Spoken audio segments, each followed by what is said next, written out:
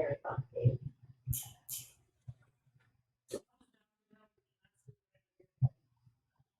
But we are live, so. Microphones to pick up. Yeah. Oh, is it? Perfect. If you want to Google view, you can see it.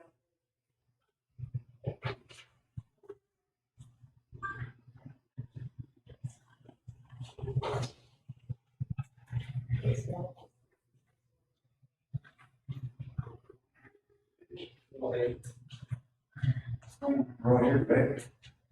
Yeah.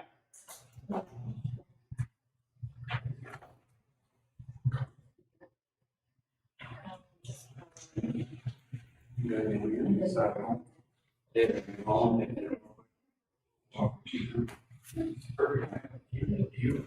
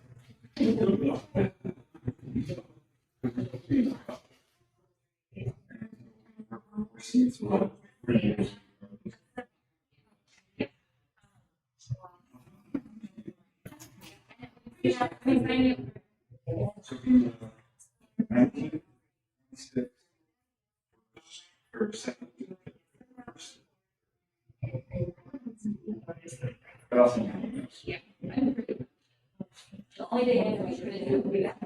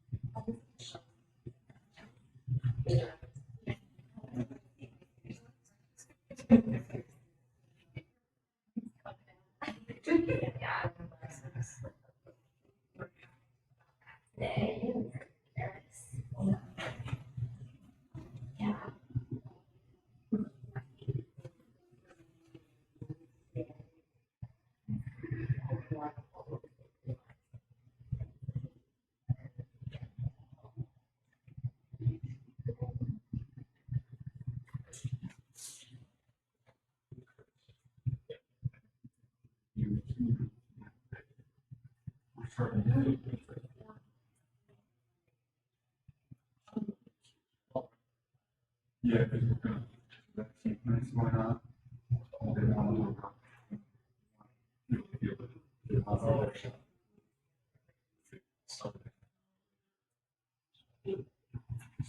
year they should directly be one of the first one.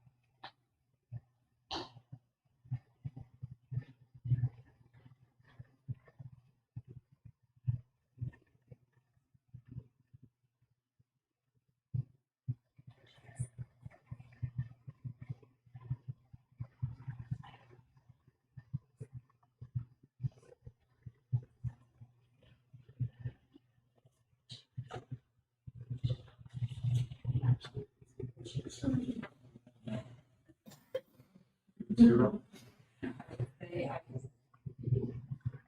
I figured it out.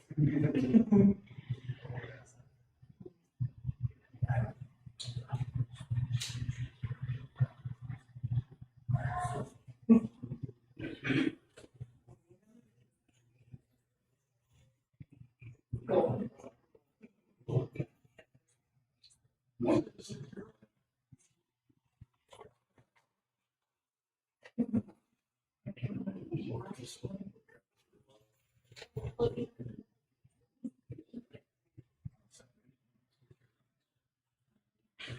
think it's.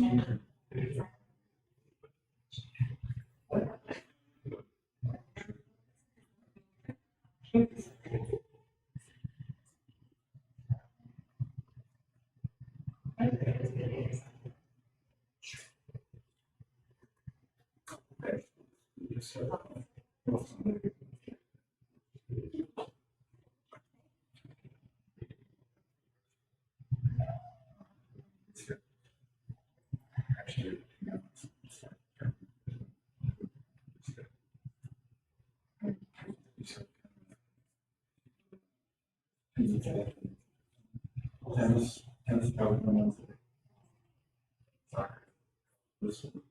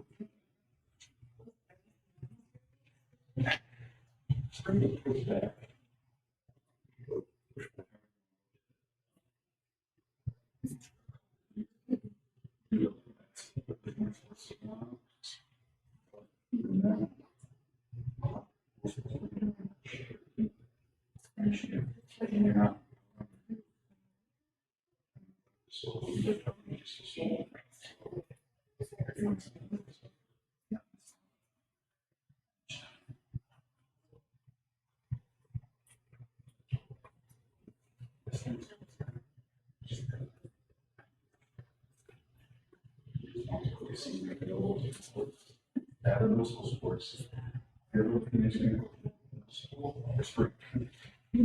Choose one of those ones.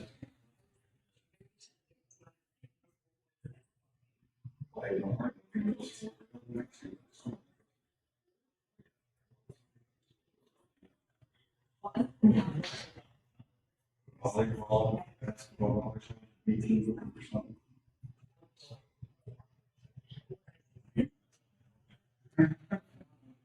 And actually,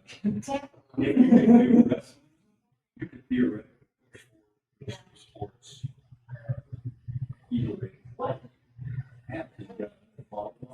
Actually, not doing track. Oh.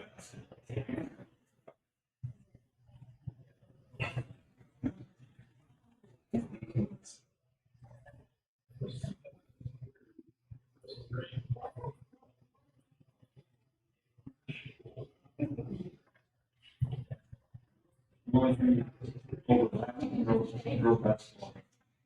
Yeah. Usually go on base practice. Yeah, from the same pool there.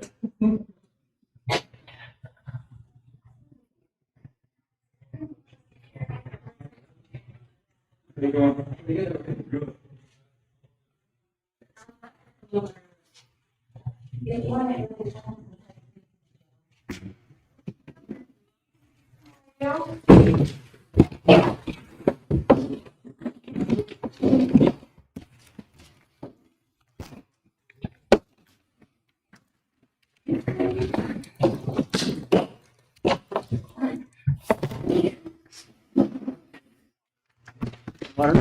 No, thank you.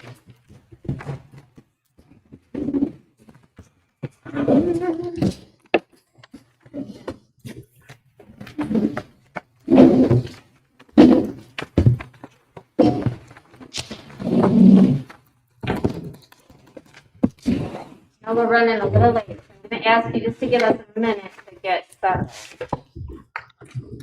Get to my house. You do have to come out of closer. Yes.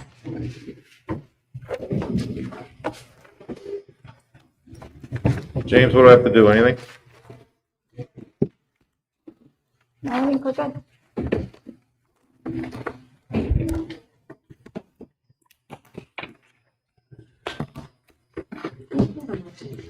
Yeah. Do I have a motion to come out of closed session? So moved. Second.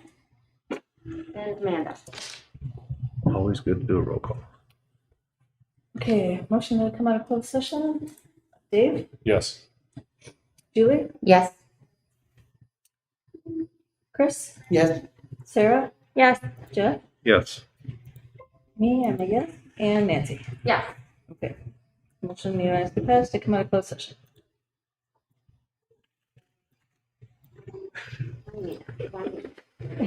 Give me a second. Okay, so just a couple housekeeping items before I open the meeting or start the meeting. Until we get more directives, we will require our staff and students while they're in buildings, campus buildings, to wear masks. So we are going to lead by example. So I ask all of you who are in the audience to keep your mask on for the duration of the meeting or while you're in our building. Right. Second, this is a very long meeting, lots of stuff in the agenda, lots of presenters. It does not hurt our feelings if you present, that you exit the room if you would like, and would like to get to bed early or spend some time with your family, because I'm sure some of you haven't been home. Yeah. So that, please do not feel that you have to stay if you would like to go. Right. You're more than welcome to stay, but if you are presenting and would like to go after your presentation, please go. Click that eyeball, they'll be able to see. And Click that, they'll be able to see what you're doing. to make sure that we get this going. That is the camera right there. So you want that to be on. And if you turn this on, it'll go over top of it. Ooh, So they can see. what was that? And if anybody gets up, I They did can create see your a tripping screen. hazard So over if you here. go to present. Go like that. They can see my screen. Yes, But I can't. You can. If you go and do other things, you can see it just fine. Go ahead and minimize. So I go like that. Yep, now they're seeing the webcam in the room. That's it's whatever I have on the camera. Yes, exactly. And that's why it's doing it recursively, because it's just We're showing doing a what quick your screen. tutorial. We Got got it. a little trouble. Got You it. ready? So Try. All I right. can hang out here for a second. Okay. We're following the order. Please rise.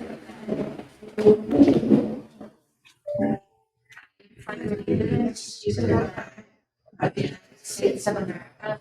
And to the republic for which it stands, one nation, indivisible, with liberty and justice. Okay, so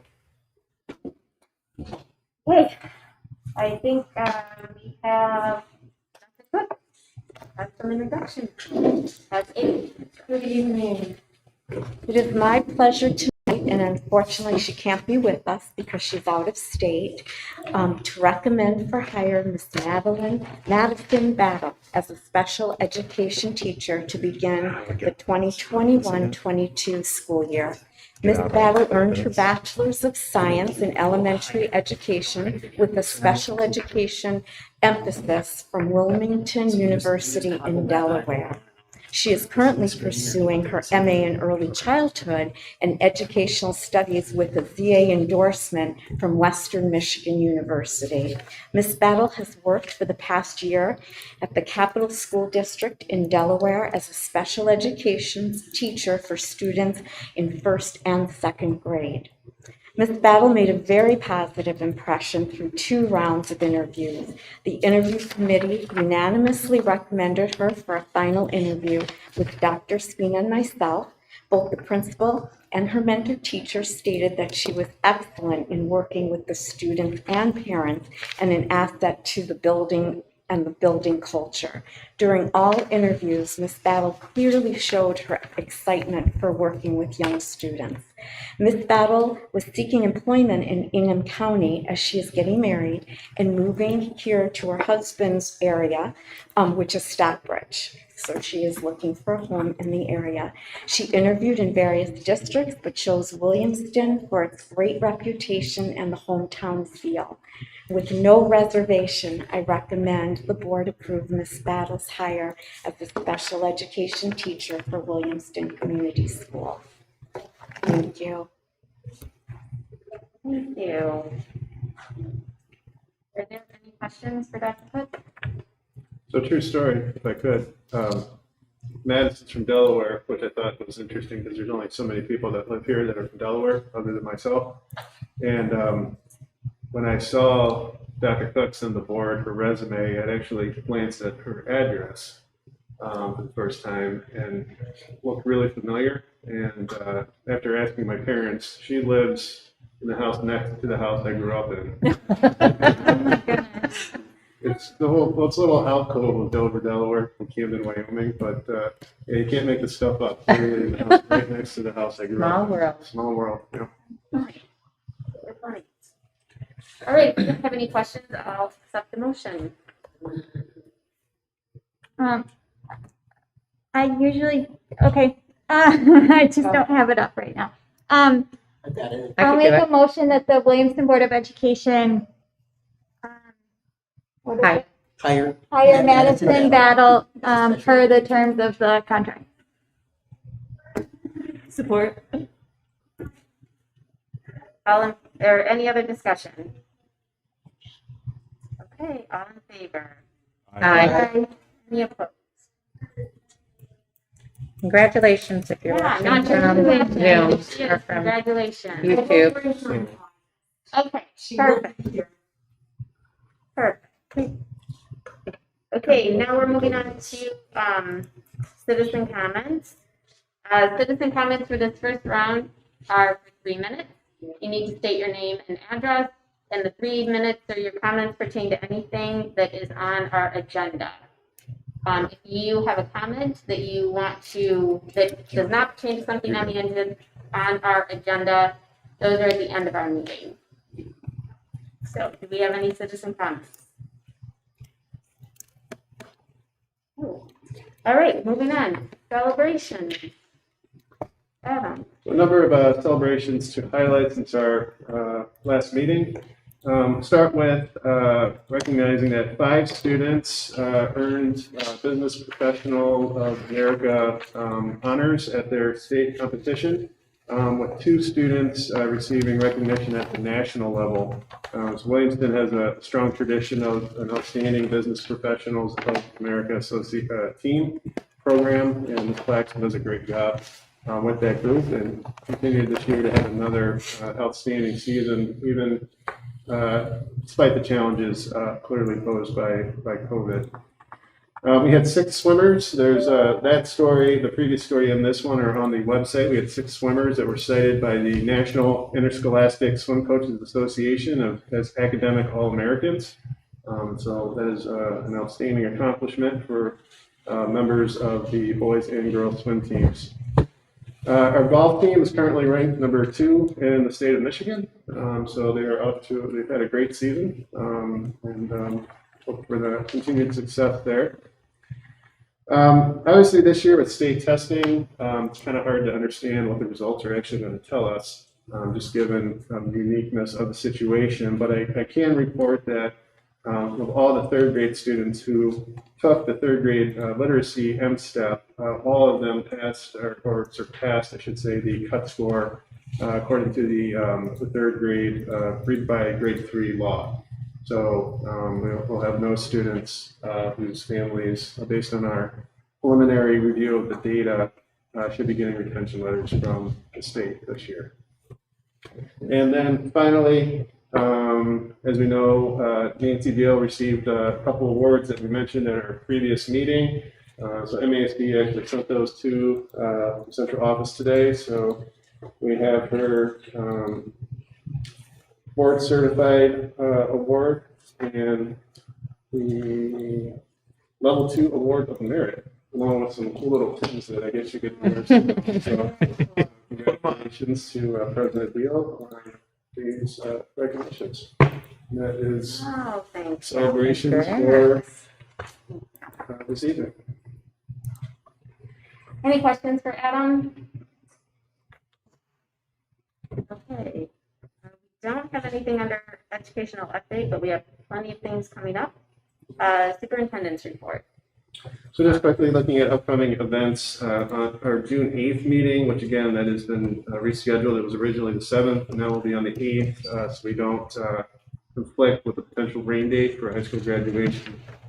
That meeting will have the Kids Corner Little Hornets handbook and education update, as well as the budget amendment and budget proposal for next year presented.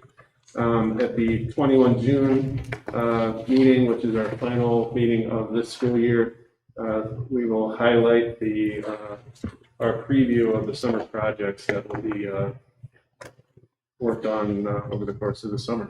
So that's it for upcoming presentation and discussion items. All right. Any questions for Adam? All right. Board committee reports. The only one we have is Jeff with ISOA. So at the last ISOA meeting, I actually acted as president, and we kind of decided that we got a lot of momentum going with board members talking to each other about kind of what's going on. And the conversation has been very helpful throughout the year. So what we did is we added 2 additional meetings. So we're going to meet the first Wednesday in June, which is not normally a meeting, and we're going to also meet the second Wednesday in August, so that everybody can kind of share their back to school plans, kind of what's going on, because normally we don't meet until the first Wednesday of September. By then we're already in school. So we've asked for Linda Vale to speak. She's definitely going to be at the one in August, but depending on whether Jason thinks it makes sense for her to be there at the one in June. But, basically we just all reported out kind of where things are. And this one in June is really going to be a roundtable. Hey, where are we heading? And just for open dialogue and discussion. I mean, we're doing all these remotely, with Zoom. So anyone can feel free to attend. We also talked about having, at some point, a meeting that all board members from all the ISD schools can log in on and, be a part of these for both the one in June and the one in August, just because there's a lot of good information that gets passed along. At these meetings, we always have one, we try to have one superintendent, be a part of it, but, this year has been kind of unique. But it's a good group of people, and I would highly recommend, if you've got time in the morning, to get the link and be a part of it, just kind of listen. I'll be driving because I've got somewhere I have to be that day, so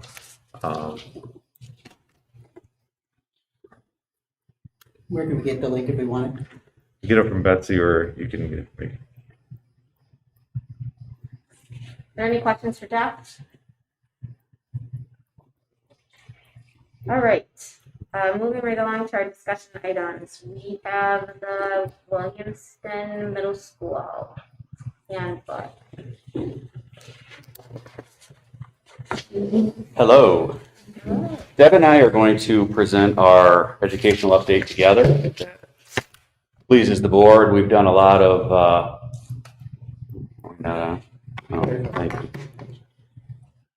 We've done a lot of work together, really going back to last March, and really worked to keep the 2 buildings together in tandem.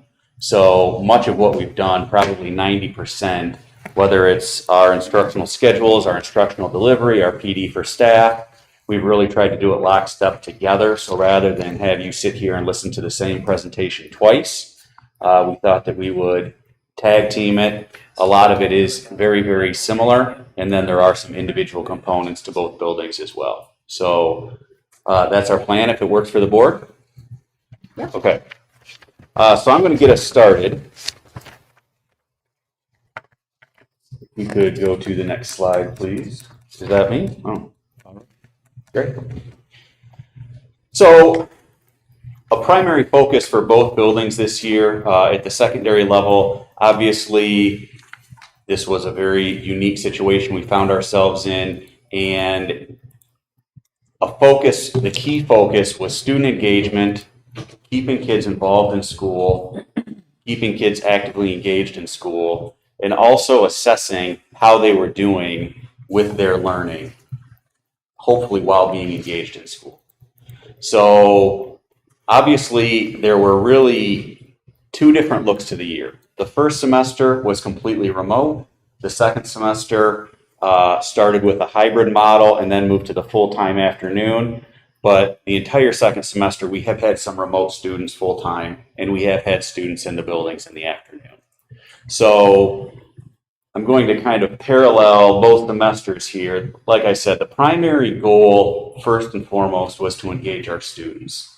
And as we got to the second semester and it became apparent that we were going to be educating students who were in two different environments at the same time. We were going to have students live and in person. We were going to have students remote. So making sure that our work was equitable and inclusive, that's something that we really talked about and strove to achieve when we were looking at some of the educational technology that we purchased back in the late fall, early winter, the cameras and microphones to install in the classroom. So that technology tool helped us achieve our goals. And if you look at the slide presentation, keeping kids engaged, it involved individual engagement, it involved small group engagement, and also involved whole class engagement. Something that we would typically achieve or try to achieve during a regular school year if everyone was present. So we did not want the fact that we had kids in two separate environments to be an obstacle. So on the slide presentation, just as for visual representation, the middle picture is a screenshot of a student's desktop during a Google Meet where he or she would be observing the entire class. To the left is the view that students at home would get. So the cameras that were purchased, the 180-degree panel cast cameras, this is the view kids at home had. Our goal was to get them into the classroom and to not just stare at a teacher on a webcam so that if the teacher walked away from that webcam, the teacher or the student is now looking at an empty chair or an empty space, but really to see what was going on in the classroom and for not physically being there to feel like they were still there. On the right are two pictures of what students who were in the classroom saw. So we have students sitting at their desks. We have the Google Meet with kids at home projected on the front screen so that the kids who are home are looking at the kids in the classroom, and the kids in the classroom are looking up at the Google Meet, the kids who are at home. And technology allowed us to have students interact with each other on a large whole class basis. Again, with our cameras and our microphone arrays and our speakers that we purchased in the winter. So that's a visual example of the whole class engagement. We also had small groups where we could break students into either small breakout rooms if students were completely remote, and take 3 or 4 kids who were all remote and put them in one room. We could also do the same thing if we have 2 or 3 kids who are together in person, and they could take a Chromebook and go into a meet with a student or 2 who are at home. We also had the individual work, which Deb's going to talk about a little bit more in a second, and some of the tools that we use to achieve some of that engagement. So really, both buildings, we installed the same technology. The goals were the same, just like they would be during a regular school year: individual engagement, small group engagement, whole group engagement. And we really did not want these two environments to be a factor when it came to trying to achieve this goal. Obviously, it was a little different. Sometimes the whole class discussions moved a little more slowly, but given the situation that we found ourselves in, we think we did it pretty well and better than most, quite honestly, as far as getting our students interacting with each other.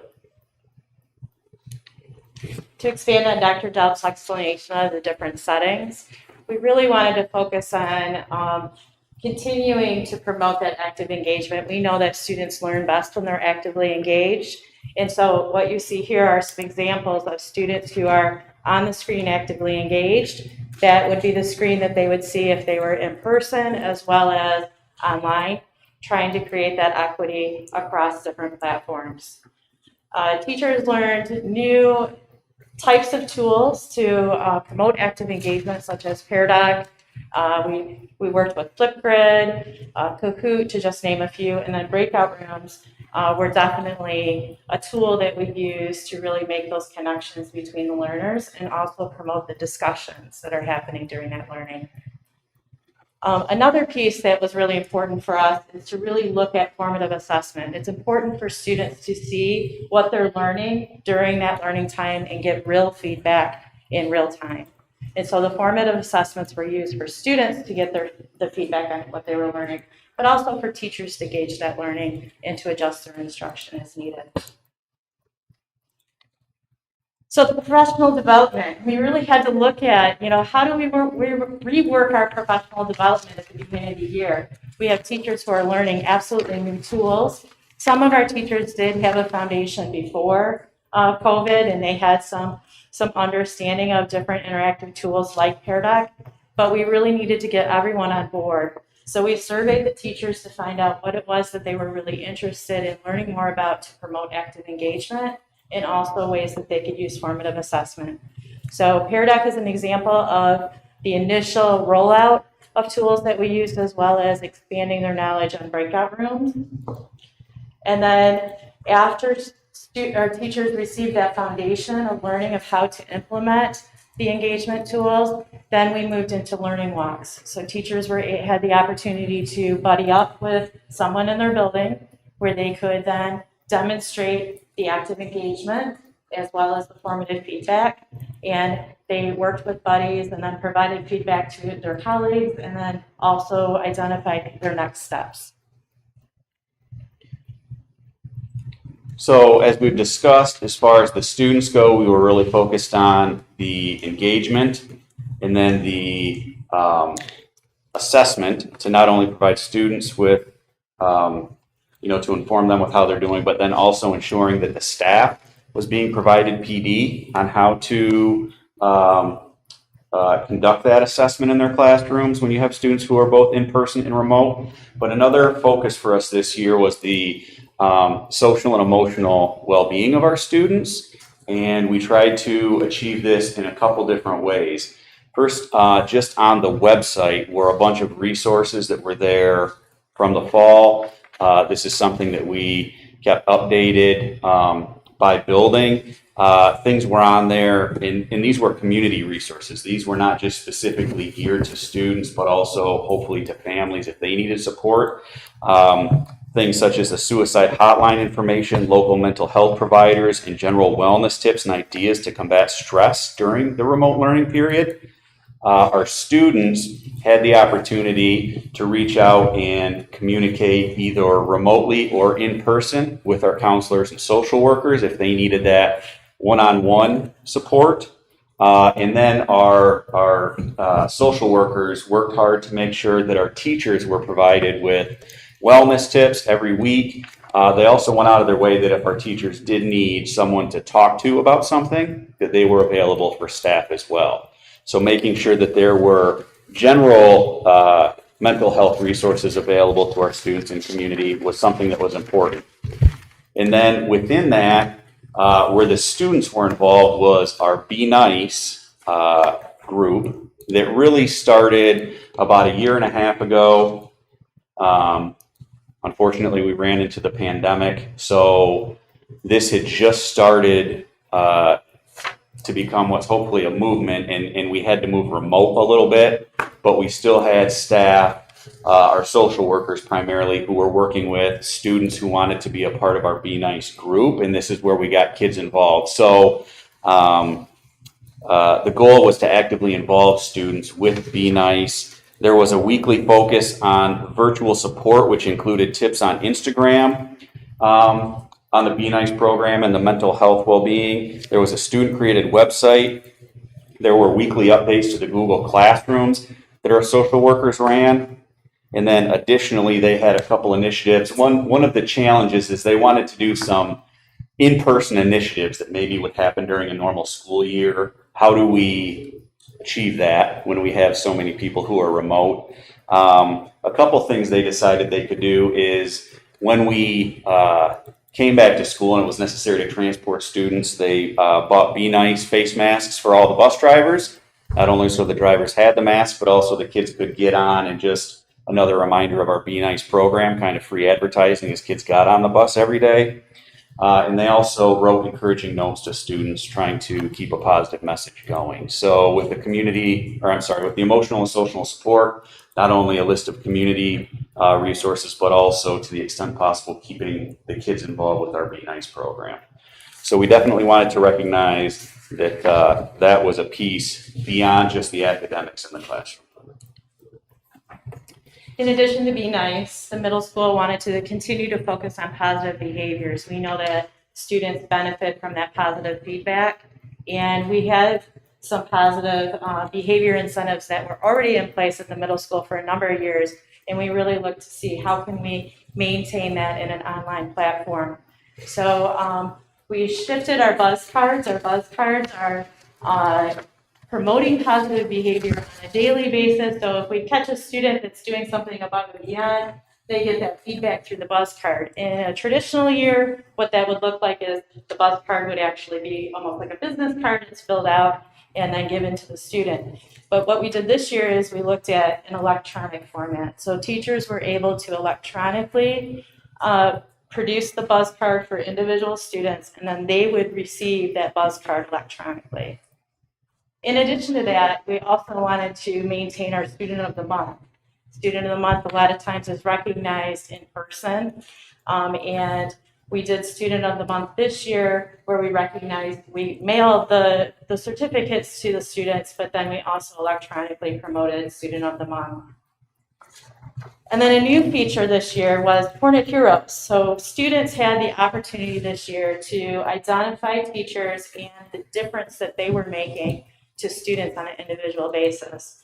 So what you see there is an example of a student who promoted that, explained to the students how they could give a shout out to a staff member. So it's not limited to teachers, but any staff members in the middle school.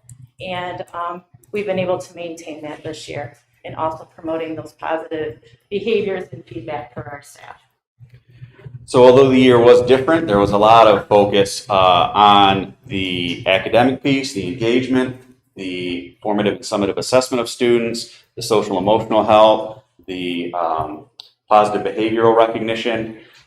This year was very different, but we feel like we achieved a lot of growth as buildings, and there are a lot of things that are going to come out of this year that hopefully we will continue to take with us into next year. A lot of our technology, how we're using some of those online tools, the social emotional health is probably going to continue to be a major component in our schools, as well as the positive behavior recognition.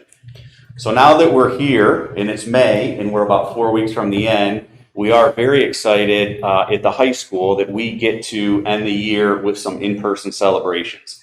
This is something that we wanted to achieve a year ago. I think we actually went into July with our fingers crossed, hoping for an in-person commencement ceremony, and unfortunately that just wasn't feasible. This year, it was a little dicey for a while. We didn't know maybe in January or February when there was a surge if it was going to happen or not, but we planned just in case. Given the orders that are currently in place, we are moving forward with our in-person celebrations. There are some in-person attendance capacity limitations, but regardless, we are going to be able to celebrate with our students in person.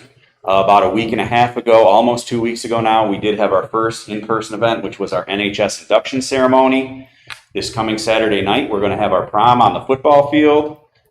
Next week, we'll have our senior honors and award celebration. And 3 weeks from now, we will have our commencement ceremony on the football field. So these activities are going to look a little different than they have in the past as far as maybe location goes or capacity limitations. But James and the tech department's been helpful. We have streaming set up for these events so people who aren't able to attend in person can see them live on their viewing device. And we're just excited that this is how we're going to be able to end the year with some of these in-person celebratory events.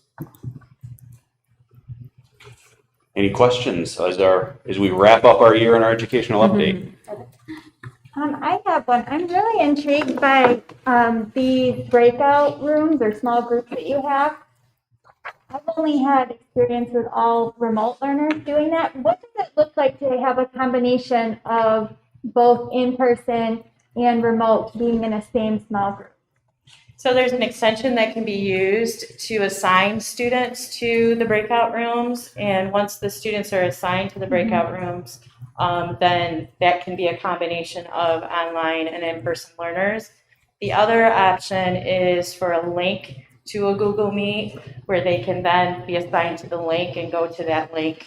And that can, again, can be a combined group between online and in-person learners. And there were some teachers at the high school, what they found is you could put the in-person kids together, right? And then you could make a great breakout room for the online kids. But again, if we go back to our inclusivity, Right. right? That's what I was getting at. Like, what does that look like if I'm a high school student and I'm in person and I don't have a computer in front of me? How am I working in tandem with remote learners? So the Chromebooks that the board purchased for us in the those are winter, being- we put about a dozen in each classroom. Okay. So it wasn't enough for like a one-to-one for our kids in the classroom, but it was enough that if we had breakout groups, we could put 2 or 3 in-person learners together and they could grab 1 or 2 Chromebooks. So we use the Chromebooks that you purchase that way, again, is a significant tool to bridge that small group communication gap. Awesome. Thank you. I thought the Be Nice program was wonderful, Thank you. especially the Instagram page. I think it made a huge difference. Yeah, they put a lot of work into that and a lot of thought, again, with some kids in person and some kids remote, and hearing from others maybe more so than the kids at home. What can we do to kind of keep it going in this strange time that we're living in?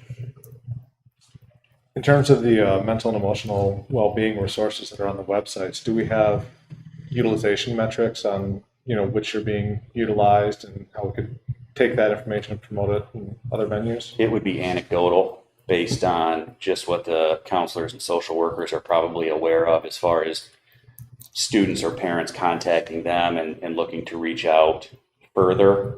But So as no far as, analytics. right. No, Okay. No. Anything else? Okay. Okay.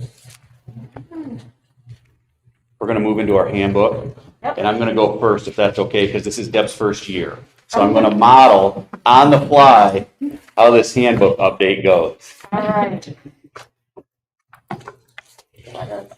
So those of you who have been fortunate to be here for a couple years, I've talked up here for quite a long time and done a lot of work with the handbook the last couple of years. And I'm very happy to report that we have very, very minor changes this year. Actually, only 3. The first one on page 11 is just adding the Title IX policy. That was not included in the handbook, so that is just the board language. On page 13, we added some language surrounding the early college because the early college at LCC is not going to be an option for... 1 second. Yep. 56. He's starting on 56. Or just move I'm ahead. sorry, did I mess you up? I'm going to stop you, and I thought that I could get there quicker. We have Oh, to yeah. put down to the bottom. I was going, I'm like, my page 13 is different. Thought we were doing a great thing. I was modeling for No, Deb. I'm sorry. You are. I was thinking I could get there quicker, and then I had to have some assistance. And Just want to tax the old guy in the room.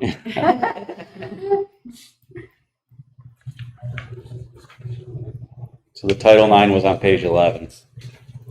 That's pretty straightforward. I don't understand, but you told me to go to 56. Right, so you got to add 11 to 56. So it's on page 50. 50. Yeah, I was It's on page 57 of your packet. And is what he's referencing right now. There we go. And then when the page numbers that are being referenced are the pages in the pages on the handbook, corner. but you can follow it from the chart they made of Right. they're going to be highlighted. Okay. On page 13 in the high school handbook, we added language under early college. We didn't change the definition of early college. But the Ingham ISD has halted its enrollment of new students in the LCC early college program for the 21-22 school year. So that really is just an asterisk that was added to the bottom of the early college definition that basically said the students who are already enrolled in the LCC program are going to be able to complete their program, but we will not be enrolling new students in the LCC early college program for the 21-22 school year. And we'll see what the future brings, whether LCC revamps their program in the future or we partner with another college or university moving forward. If students were really interested, there is an option through Baker College for our Wilson Talent Center students. So there is still an early college option through Wilson, just not LCC for the next school year. Page 71, we added, page 71 in the high school handbook, we added language under parent-teacher conferences, that conferences, based on the success of this year and the positive feedback we received regarding remote parent-teacher conferences, that conferences in the future will be offered one semester as they currently are. Families will have the option to attend conferences in person or virtually. We just heard that for convenience sake, the virtual conferences work very well. So like I said a few minutes ago, taking things that we've learned in the classroom, there's always also been kind of some logistical business things that we figured out, in virtual meetings is one of those components. Not added on the board packet, it kind of came up last minute today, so I want to float the idea. I don't know if we need to put something in writing.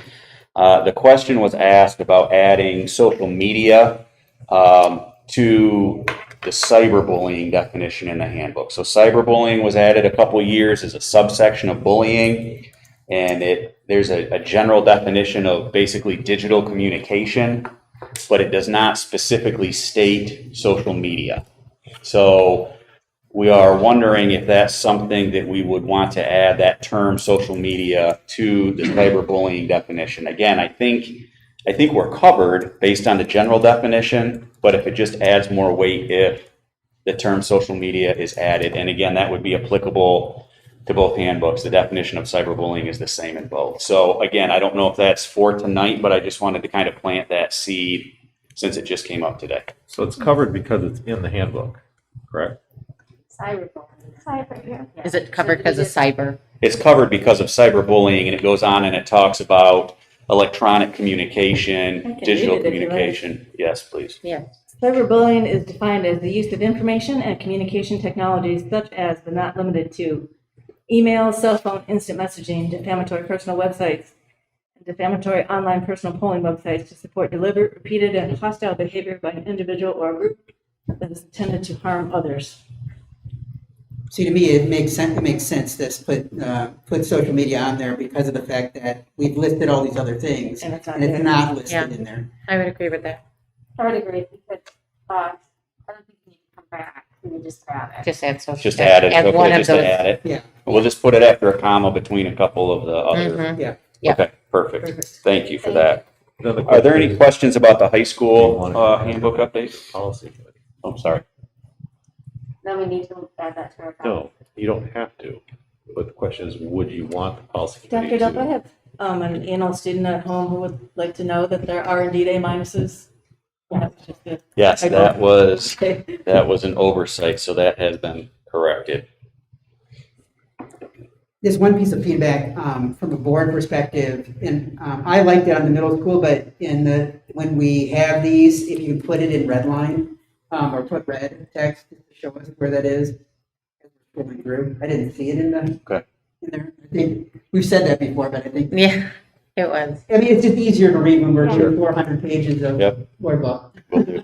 But the fact that you gave us the cliff notes at the beginning made it very Yeah. nice. It did. That was very, very That, That- please do every that. year we try to improve a little bit, right? helpful. That's very helpful. So hopefully it won't be what it was the last couple of years, ever again.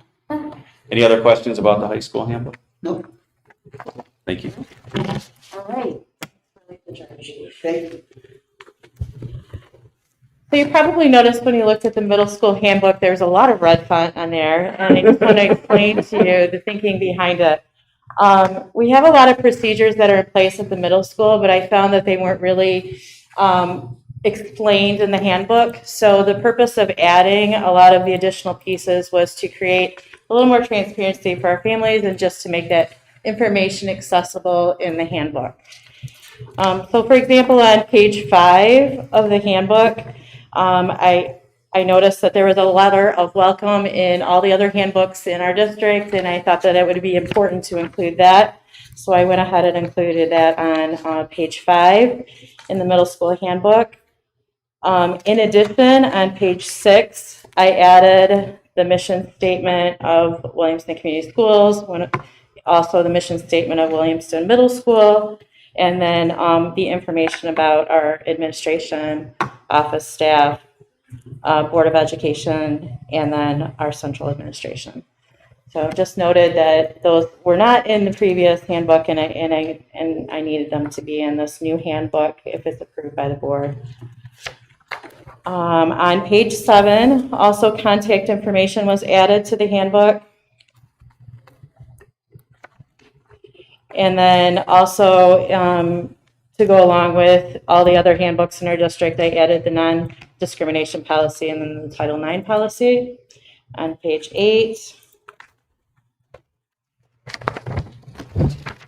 And then moving forward to page 10, added the item around parent-teacher conferences and that those will now be available in person and or virtually. And then made some adjustments on page 10 to our grading scale and procedures. We had received some feedback from families that it was difficult to understand the difference between formative and summative assessments. And so spelling out the language and giving some explicit language around the differences between formative and summative assessments, as well as the grading scales that are used and what's used to calculate the overall grade.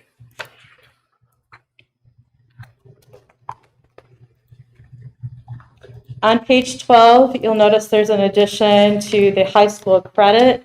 There was language in the previous handbook that identified that if a student at the middle school was taking a high school course, that they could obtain credit for that course, but that the grade that was given at the middle school would not transfer over to the high school, but thought it was important to also include what would be the criteria for obtaining credit. So to attain credit, a student would need to have 60% or above.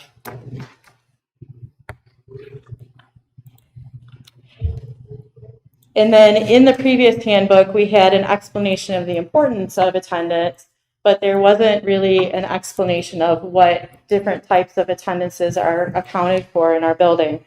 So I added in the excused and unexcused absences, so clarification and classification of those absences, as well as responsibility for schoolwork on page 14.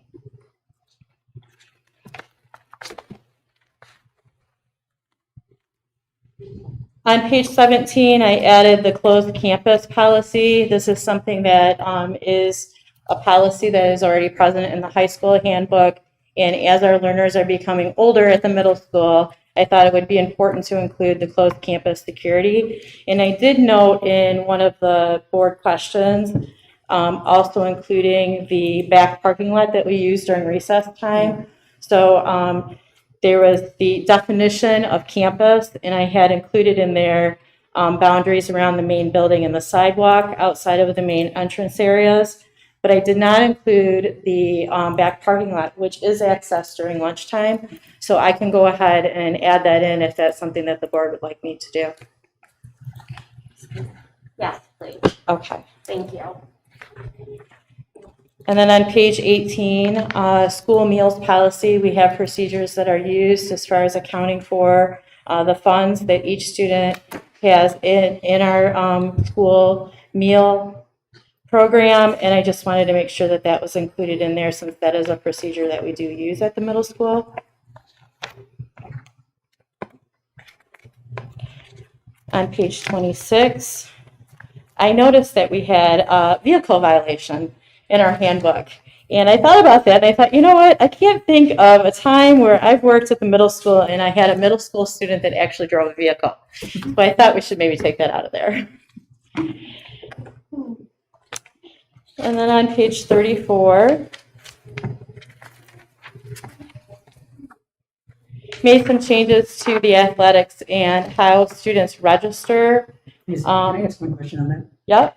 On the vehicle piece, is there any point in time that a student could at any point be on a, Learner's permit? Yeah. well, no, I was gonna talk about like a vehicle that the university owns that is not a car, but like A golf cart? yeah, like a golf cart or something like that.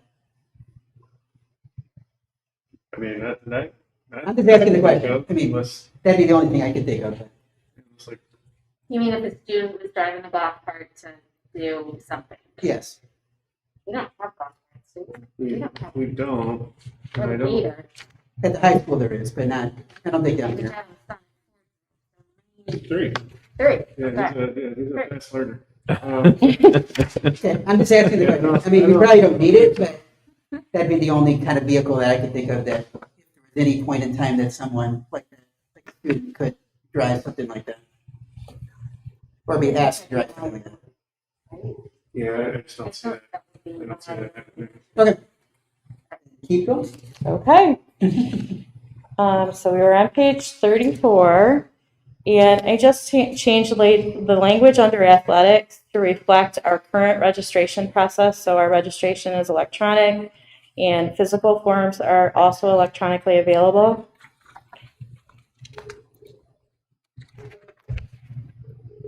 And then on page 35, the waivers, those links are no longer active.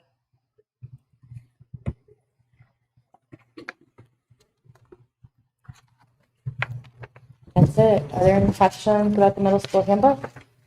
I have two. Okay. So on the school meal policy, that negative $10, is that like equal to like 2 meals? Like what would that equal to? I was trying to figure out if there was a way that we would make a phone call home instead of because I don't know if those emails are automatic emails that come up from like Power School. I know a lot of times they can go into the junk folder. Mm-hmm. Parent might not see them. And, you know, I was just thinking, would we want to make a phone call home before we gave somebody the alternative source? Yeah, there are definitely procedures that are supportive of families, reminders that are provided, and I can note that. And then the only other thing was the prearranged absence, 48 hours. Is that new, or is that something that families would be? That's in alignment with our high school handbook. Do you feel like that happens? That you're given 48 hours? Well, it does. It does happen. Yep. I'm surprised to see that. Not always. Yeah. It doesn't always happen, but it does happen, for sure. Well, that probably excuses why sometimes they weren't able to make up work, my kids. Sorry, I didn't. Any other questions? Can you alter the definition of cyberbullying to match the? Yeah, I did note that. Thanks. So we're all good? Yep. So, we can move these books, if we're all okay, we'll move these books for action on our June 8th. 8th meeting. And I'm just gonna trust that you're gonna put that in there and Yeah, we'll put the edits in. and we're just gonna move forward and vote on those small changes. All right, thank you both very, very much. A lot of work goes into those. They do. Okay, next, athletic handbook. Come on down. Hello. So my change is basically right out of efficiency as well as attending with some leniency to some students, but also keeping our high academic standards. My change happened on page 3 and changes the previous practice of getting the eligibility reports, which required teachers to enter in grade to look for each student. And our vice commission, what we've been doing this year is pulling directly from Power School and being able to check grade in real time. With that, having to be teachers don't necessarily lose their input. We're able to communicate with them on a consistent basis on where they're at. If they only had, 5 points and a kid happened to get 2.5, 50%, well, that doesn't really make a lot of sense for one assignment. But also with that, navigating some of that, I would like to propose a grace week where one time per class per season, kids would be able to have that 1F. We don't allow any, and once they use that, then they would follow the rule that is stated. Failure is ineligible. We do grade checks on Monday morning to give people time to maybe update grade book over the weekend. Somebody turned in work possibly. So the process on Monday, and then on Wednesdays and Thursdays, we give a soft check, which allows coaches and kids, even though they have access all the time to their grades, to reiterate, hey, here's where you're at, here's where you need to be, this is what's coming up for next week. So we'd like to keep our high standards, but provide a little bit of efficiency for students who may have a bad need or just misplacing work and maybe didn't get caught by the teacher or he just had some issues, and that's what we're hoping that the race week covers. Can I give you one? And I really don't want to be seeming like I'm throwing anything at any particular teacher, because I'm not. But I've heard over the years, granted I'm 8 years on the school board, that sometimes there's kids where their grades kind of dip, which I think is really good about this, because there's sometimes that teachers take a little while to get things in the grade book. I mean, I've heard sometimes as much as a month and 2 months, okay?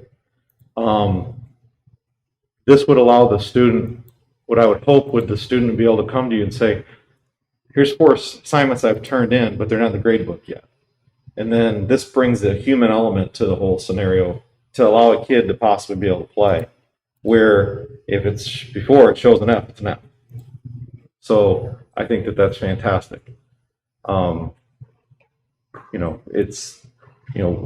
teachers get busy, things go on, but there's sometimes things just get missed, and then it shows up as a 0 sometimes, but the students turn the work in. So. And I don't think any system is perfect. I mean, we're going to have that, but this latest allows a week, or if it happens multiple times, then we can also connect with the kid and the teacher to see what the larger issues. Did you find this to be a big problem With students being ineligible because certainly is that this year, navigating this year, there's a section 4 right there, and should now be would be section 5. Unique academic problems will be given special consideration. We did implement some of these under that because of the online learning that plays. Dr. Bell and I and Mr. Arnold had a conversation at the first semester with the teachers and coaches about how we could navigate this together. And some of these ideas were bred from that. Do I find it happening a lot? I don't think we have a massive eligibility problem, but this allows some kids to maybe flirt with that line a little bit more some extra motivation, and maybe not doomsday thinking of, well, I got to give no chance. I got to work towards it. I need to give this up. And I think that we have a conversation about grades. So the timing of grades is going to be addressed. That's a board goal that we're going to develop a grading policy. The staff's already been given a heads up that one of those components will be regular timeframes when grades are entered. So that is on the radar and will be addressed moving forward. This week came about as teachers had to learn how to teach differently and develop their videos, right? And restructure their week, their working week from how they typically did it. I think we had some teachers find that all of a sudden they couldn't do the grading on their planning period, or they couldn't do the grading after school because, quite honestly, that first quarter of the school year, they were just trying to survive with creating these videos. So they found themselves doing a lot of grading on the weekend. Well, grades could go in on the weekend, and granted, they were only from the week, they weren't really late, right? But when you put a bunch of grades in on the weekend, and the kid walks out of the building or shuts off the computer on Friday afternoon and is passing, and then grades go in on the weekend, and Paige ran the eligibility Monday morning, and all of a sudden the kid is failing, that student hasn't had an opportunity to address or rectify the situation because maybe something was turned in and missed, especially this year when now everything's being submitted through Google Classroom for the first time, and students and teachers are learning how to navigate those waters.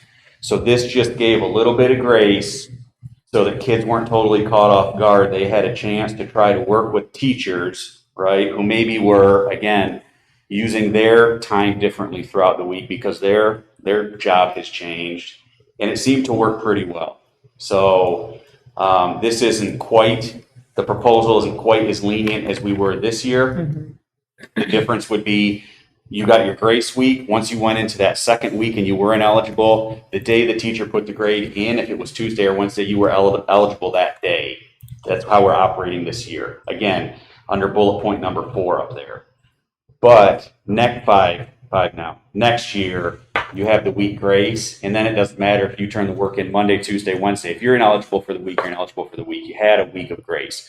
So that's where the grading, this came from. It was because everyone had to learn to do their job a little bit differently, but it seemed to work well for those kids that just totally got caught off guard on Monday morning. What do you mean I'm ineligible? I was eligible when I left here on Friday. So to clarify, if I'm failing history, do I only get 1 week per that history class per my soccer season? Yes. So I don't, if I do everything that 1 week and I get caught up, say 3 weeks later, I'm ineligible again. I don't get that week grace period because I've already used it? Yes. Okay, thank you. Adding on that, so if after researching, as you would do, and if it came up to what Jeff was saying, somebody did fall behind on the new board goal 5, would that week not be taken away from them? If the teacher called you and says, oh, I do have 3 assignments from him, I can get them done and be done, then you could say you don't have to use your 1 week grace period. We caught you up and you're good. Yes. So it's only like if they're really behind, like you could, okay. Talking to teachers/coaches. The one thing that we want to be kept is the ability for teachers to comment and communicate with us for those situations. And we're not taking that away. We just don't want it to be a process. We want that. So, and communicate with the teachers. They can communicate with me in those situations. Perfect. I think So what happens when it's the weekend and a kid who's been ineligible turns in a bunch of work? And how is the teacher going to be able to grade that, enter it by Monday morning? So I would say just because they're an athlete, that doesn't make any difference. What would they do for a normal student? I mean, take athletics out of it. You know, yes, where they grade. If it's graded, great. If it's not, it's not. If it was late, I mean, if it was due on the weekend, that's one thing. But if it's late, I think that's something that's between the teacher and the student. Okay. As any other situation, I believe would be. So I just want to make sure I understand this. So in the past, what would happen is the teacher would email the athletic director and say, these students are ineligible due to grades or whatever. There would be a Google form, and Mr. Armour, if I'm speaking wrong, please let me know, but there'd be a Google form that teachers would fill out with failing grades, With that names of kids. So now it's just pulled, now it's just pulled from Power School. Correct. So do we ever have a circumstance where we have a kid who's, just really struggling and they're in a sport, and if they weren't in that sport, they wouldn't be coming to school. So they'd really, really be struggling, where we give them a little bit of leeway and a little bit of extra support to keep them in that sport and try to help them get to where they need to be in their grades. Oh, sure. Yeah, we check with them. We talk with teachers, talk to them, coaches. We have situations at track and things like that where they're doing homework that we don't take them out of it. We try not to discourage them in those situations. Those kids do need extra things. So that's kind of what you're moving to. Yes, we're able to identify, and coaches are able to provide certain things of either work at practice, homework at practice, or allow them the time usually it starts, hey, don't come to practice, they get what you have to get in, get done. When that doesn't work, continue over, then the next step would be, hey, you're just gonna do it at practice if you want to be eligible. You know, but those kind of helps for getting with the teacher to work. I know some teachers take their time to their prep hour or their asynchronous time to work with the kid one-on-one during, you know, on the computer. Academic restorative justice. Helping them all the way again. So I think this is a neat model, and I know you said no model is going to be perfect. But what is our process? Will you continue to evaluate this next year? And Yes, come back at the end and we'll. Certainly. Feedback from teachers. Yeah. On how much input they want, if they'd like to be tasked off their hands unless they really want to add input or special circumstances. Right. That's kind of some of the feedback that has been initially talked about. Again, I think this solves more problems than it causes, and those things can be addressed that aren't necessarily affecting kids' eligibility.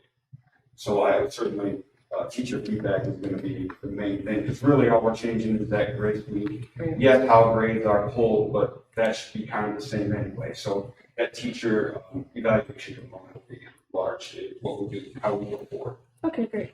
So then does it work the other way? Like you're pulling those grades and you have a kid that's ineligible.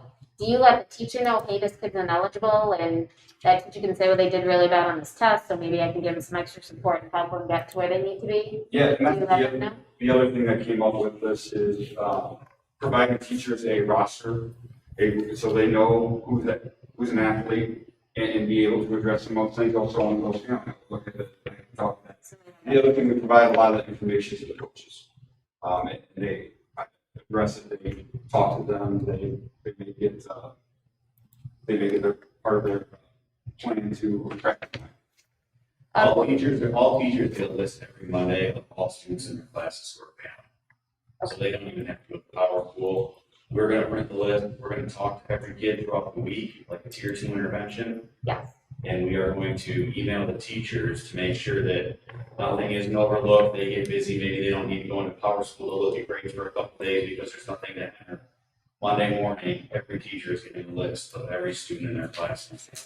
And is this for the middle school also, or just high school? This is just the high school right now. Piece that's a different subject, I believe. Okay, so since this was all the new stuff, something on the old number 6, Capillary Career Center to be renamed to the Wilson Talent Center. Okay. But then it also led me to start thinking about something. When students aren't doing the right things at the Wilson Talent Center, it can change whether they're able to attend school in Williamston.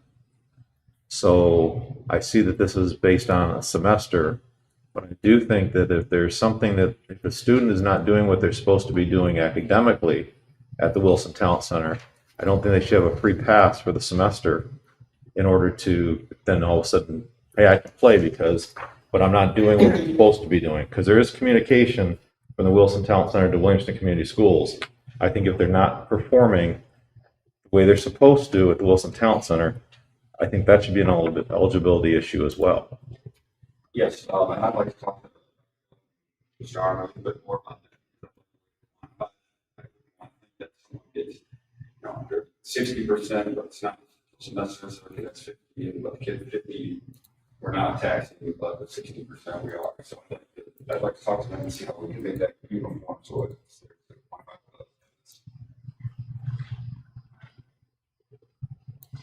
So yeah. Okay, thank you. Like that?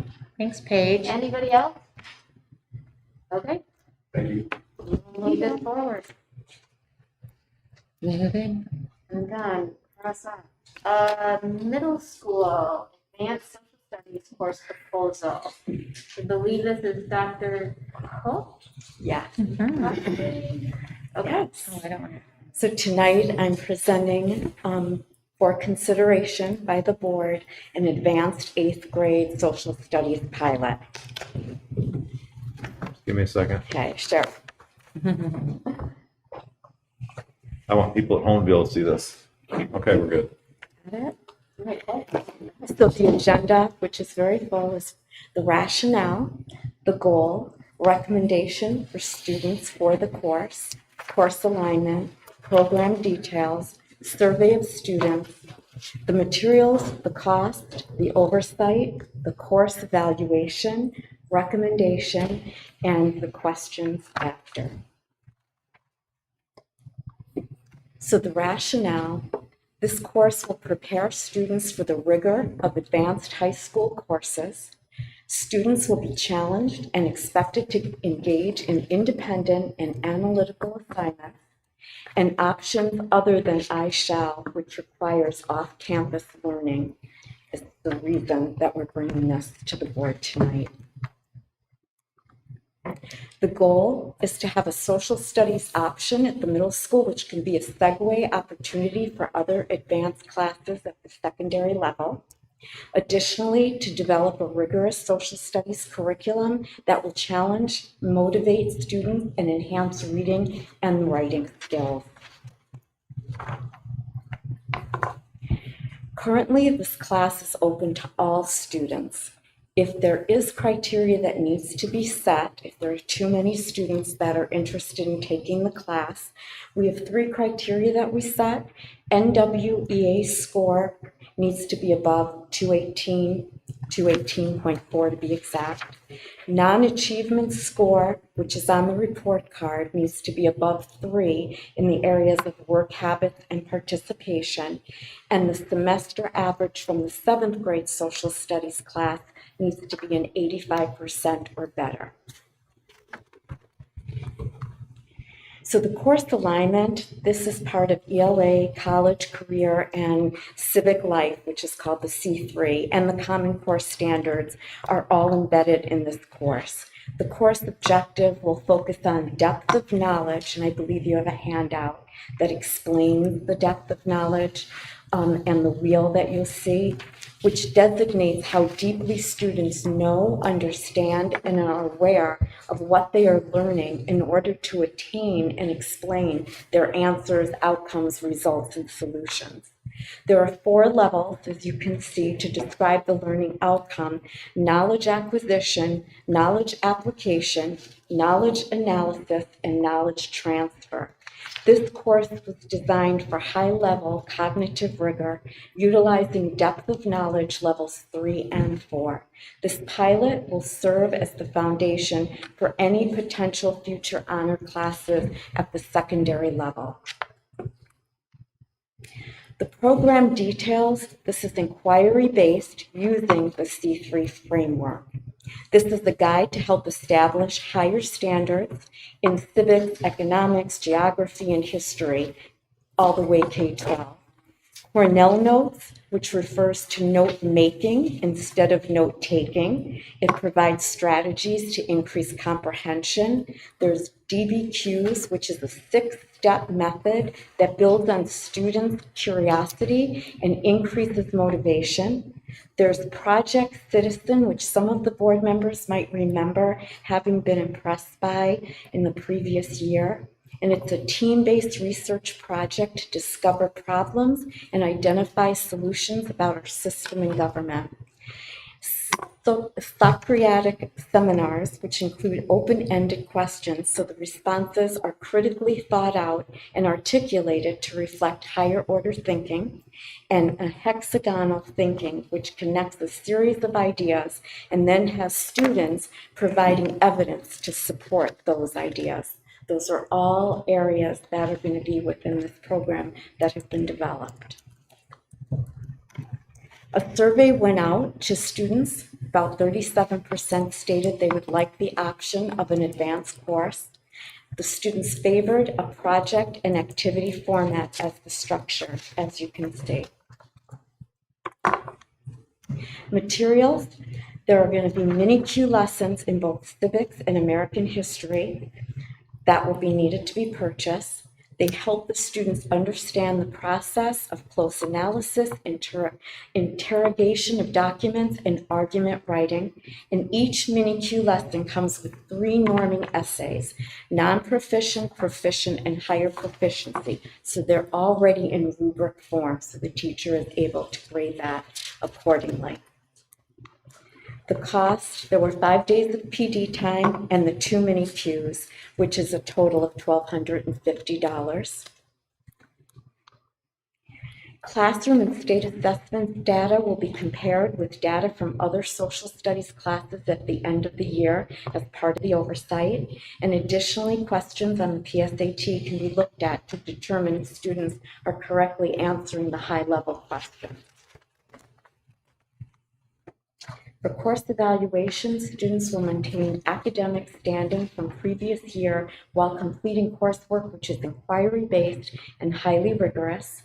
There'll be a survey to students that will be conducted to obtain their feedback, and evidence of depth of knowledge will be analyzed by the teacher and staff at the end of the school year. The recommendation, that course proposal, was filled out thoroughly by the teacher and approved by the building principal. Myself and Dr. Spina met with the teacher and discussed in detail all the components and evidence for this class, and it is our recommendation to the board that the course be approved for the 2021-22 school year as a pilot. Questions? Do they have the handout, the OK handout? Excuse me? Do they have the handout? Yes, they do, absolutely. So for this pilot, would students, parents, would they be self-selecting into this program? Would teachers be recommending this to parents? Would it be both? And I'm going to let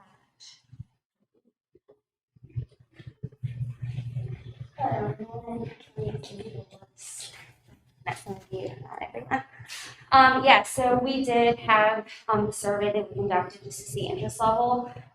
For the 8th graders, we had 41 students say that the course should be in place, and then for current 7th graders, we had 27. So there were 27 students that said they would want to take that course. And so with board approval, we would like to go back to the students and see that if the interest is still there and move forward with that for next year. I think so it would be completely based on student interest? Yes, for the pilot year, since we're under that capacity of 30, it is open to all students. The goal is not to keep it capped. We want it to be accessible to all students. The only reason that we would have to be selective is if we get into our course cap of 30 students. And there was talk of even opening up another section for this coming year to make sure that there is availability for all students that are interested. It's in future years that we probably would have to look at the data and the NWEA scores and such to move forward on selection. But the goal is to have as many students that are interested in the class take it. Now, if students take this course in 8th grade, is it opening them up to opportunities in 9th grade for something more advanced than the history that they typically would take at that point? So I think that's the goal. I talked with Dr. Spina about we need to have more opportunities for social studies for our students that are more advanced. So the idea of piloting it at the 8th grade level, if it's something that's successful, I believe would be something that would be potentially pursued for high school. Yeah. Okay. So if they take this course in the 8th grade, is this lining us up where a kid's going to say, okay, when it comes to U.S. history, I'm going to want to take AP U.S. history as my, at an earlier time in their high school career that they wouldn't have otherwise? I think the goal is to give them the tools that AP course is going to need, especially for assignments like a DBQ, which is a part of the AP assessment. And so giving them different activities and experiences that align with AP instruction, just to better have them prepared for that. So this brings a whole other discussion that I don't want to get into today. The goal would not be to jump into that, giving them more rigorous activities and options to kind of push their potential and again give them those experiences that they would kind of be open to when they take the AP course at a later time. So it wouldn't be like then they could take 10th grade? After you didn't skip 9. Sorry, no, because my course ends at Reconstruction, and so they still need that second part of American history. I definitely would have wanted to be like a skipping stepstone, definitely more of like Mr. Lewis said, potentially maybe opening up other advanced options for them if that's possible, or continuing on and then taking the AP course when it's offered as 10th grade. So it's the curriculum is the same, it's just delivered differently, more in depth, with strategies and other tools that will get inquiry. That makes sense? So is the book that you show in this, is that what they're currently using? The United States History book? The MI book is a book that we have referenced. All teachers in Michigan have access to it. It's continuously updated based off of standards. And specifically gives questions of inquiry linked in there that can be used for students. Is there a licensing cost per class? For that book, no, that book is free to all Michigan educators. I guess my only question would be is if it, meets, then could we just elevate what we're currently doing to kind of meet? Because I wouldn't want someone to think, well, I'm going to take this so I don't have to take a freshman, or I'm going to be repeating kind of a lot of the same that we went more in depth and did that. So the 9th grade is not going to be as interesting and go. So there's not, I can jump in on that. So there's I want to be clear, there's not a connection between this and the high school at this point, right? So they're completely separate. In terms of the progression. Also, the second half of U.S. history at the high school really builds on from the industrial age through the current period. This class will get you up through the industrial age. It's kind of advanced a couple decades with the adaptation of the new social studies standards. So there's no connection there. What it is doing, and what's been alluded to, is it's providing a preview and the ability for us to gain lessons learned on what an honors class looks like in the humanities. And so that's why the oversight piece was so important. It's that as this goes on throughout next year, pending your approval, there'll be a lot for us to learn and discuss internally.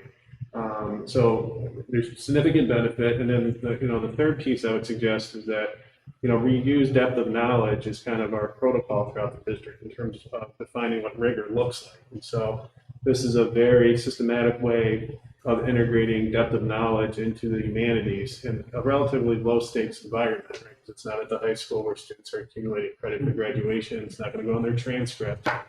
And then I guess I lied. One more last thing. I think this also is indicative of our vision statement, which is to be a progressive district. So you have a progressive educator who's brought forth a new idea that she wants to try to implement. It aligns with a lot of the things that we've been talking about over the last several years. And so I think when you combine that with the learning opportunities for us as educators from what this class will represent, there's just a whole lot of positives that could come out of this. So, and if we stumble a couple of times because it's a pilot, there's no systematic harm done to any of our students. We'll learn from that, correct it, and move forward. Yeah. No, I was very surprised at how many said that they would be interested in it. So to me, I was thinking, well, if you're at 37% one year and the next year at 55, like, what do you get and say, well, when do we move to that's just like our main course now that we do that, get to a place one day maybe. So. I mean, I think it's a fantastic idea, but I think that, as long as it's explained that, this is not you get to skip and jump to this and, so that everyone understands that, maybe later on down the road is, there's a whole different progression, which is fantastic. We've done that in some of the other areas at the high school as well. As kids are walking to the high school for classes and things of that nature, depending on the year. So I think it's a great idea. That's a class I wish I had when I was in middle school, when I was reading my history books in math class. What's that?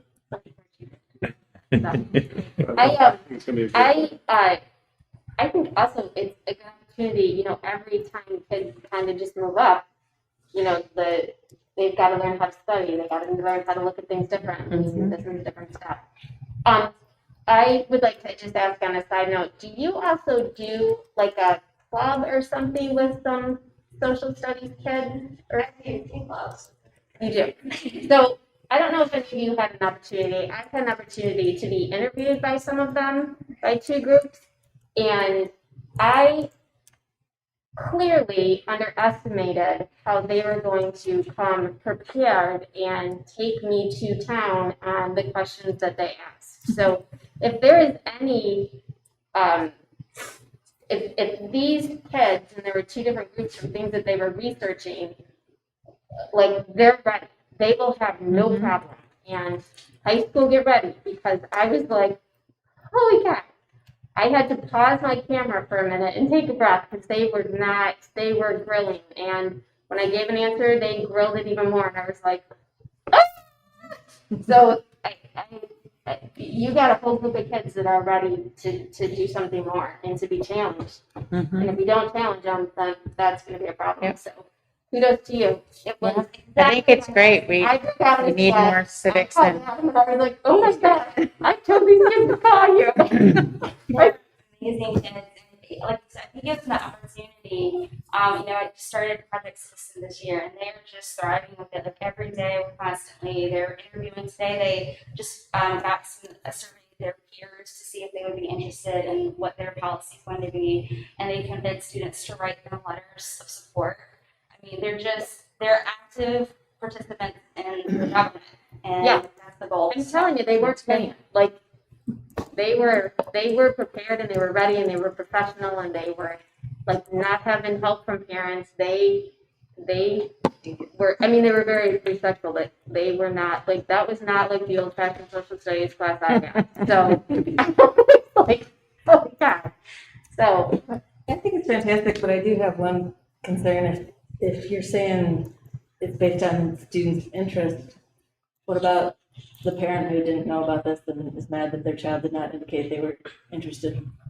I think a good thing too about teaching all 5 sections of social studies, there is fluidity. If a student wants to change into the classroom and their space, that shouldn't be a problem at all. That can go the opposite way too. If a student was in the class and realized, hey, this is maybe not gelling, then they would be able to move easily. Okay, super.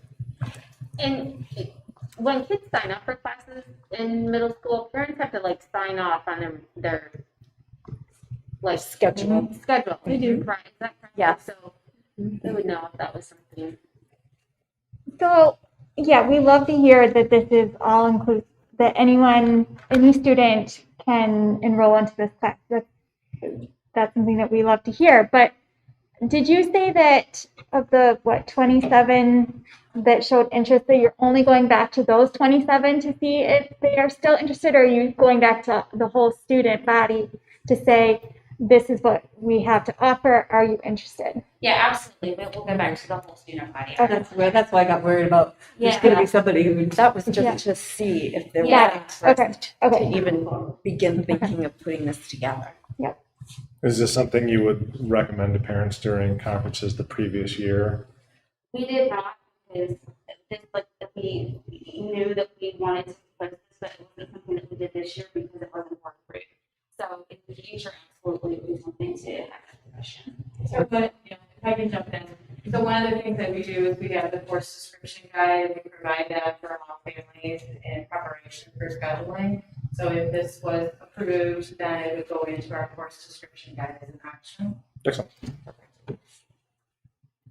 So if you had, let's just say 35 students that are interested, you would have 2 sections, or how would that work? 35. Yeah. 30 and that's So it. we would need to be able to run, so 35 would be a complicated number, right? Because Yeah. small classes. Yeah. So 35 would be the area where we maybe consider looking at the criteria that we mentioned. But if we certainly had, course sizes,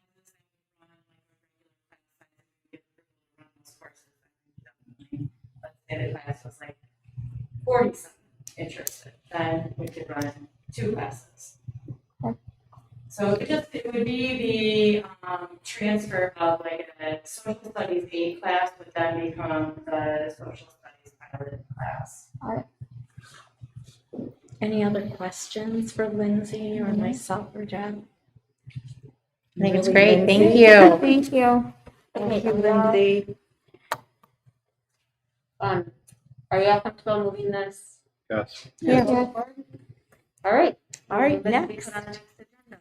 So tonight, I also bring for your consideration the TCI curriculum program for social studies, and this would be for 6th and 7th grade. So the agenda, similar, the rationale, the pilot selection process and timeline, research-based instruction, program details, best practice, program cost recommendations, and at the end, time for questions. The rationale is the 7th grade curriculum, which is currently modern geography, is outdated in the current program. Our current curriculum is from 2004, 2007. The state of Michigan has recently updated their standards.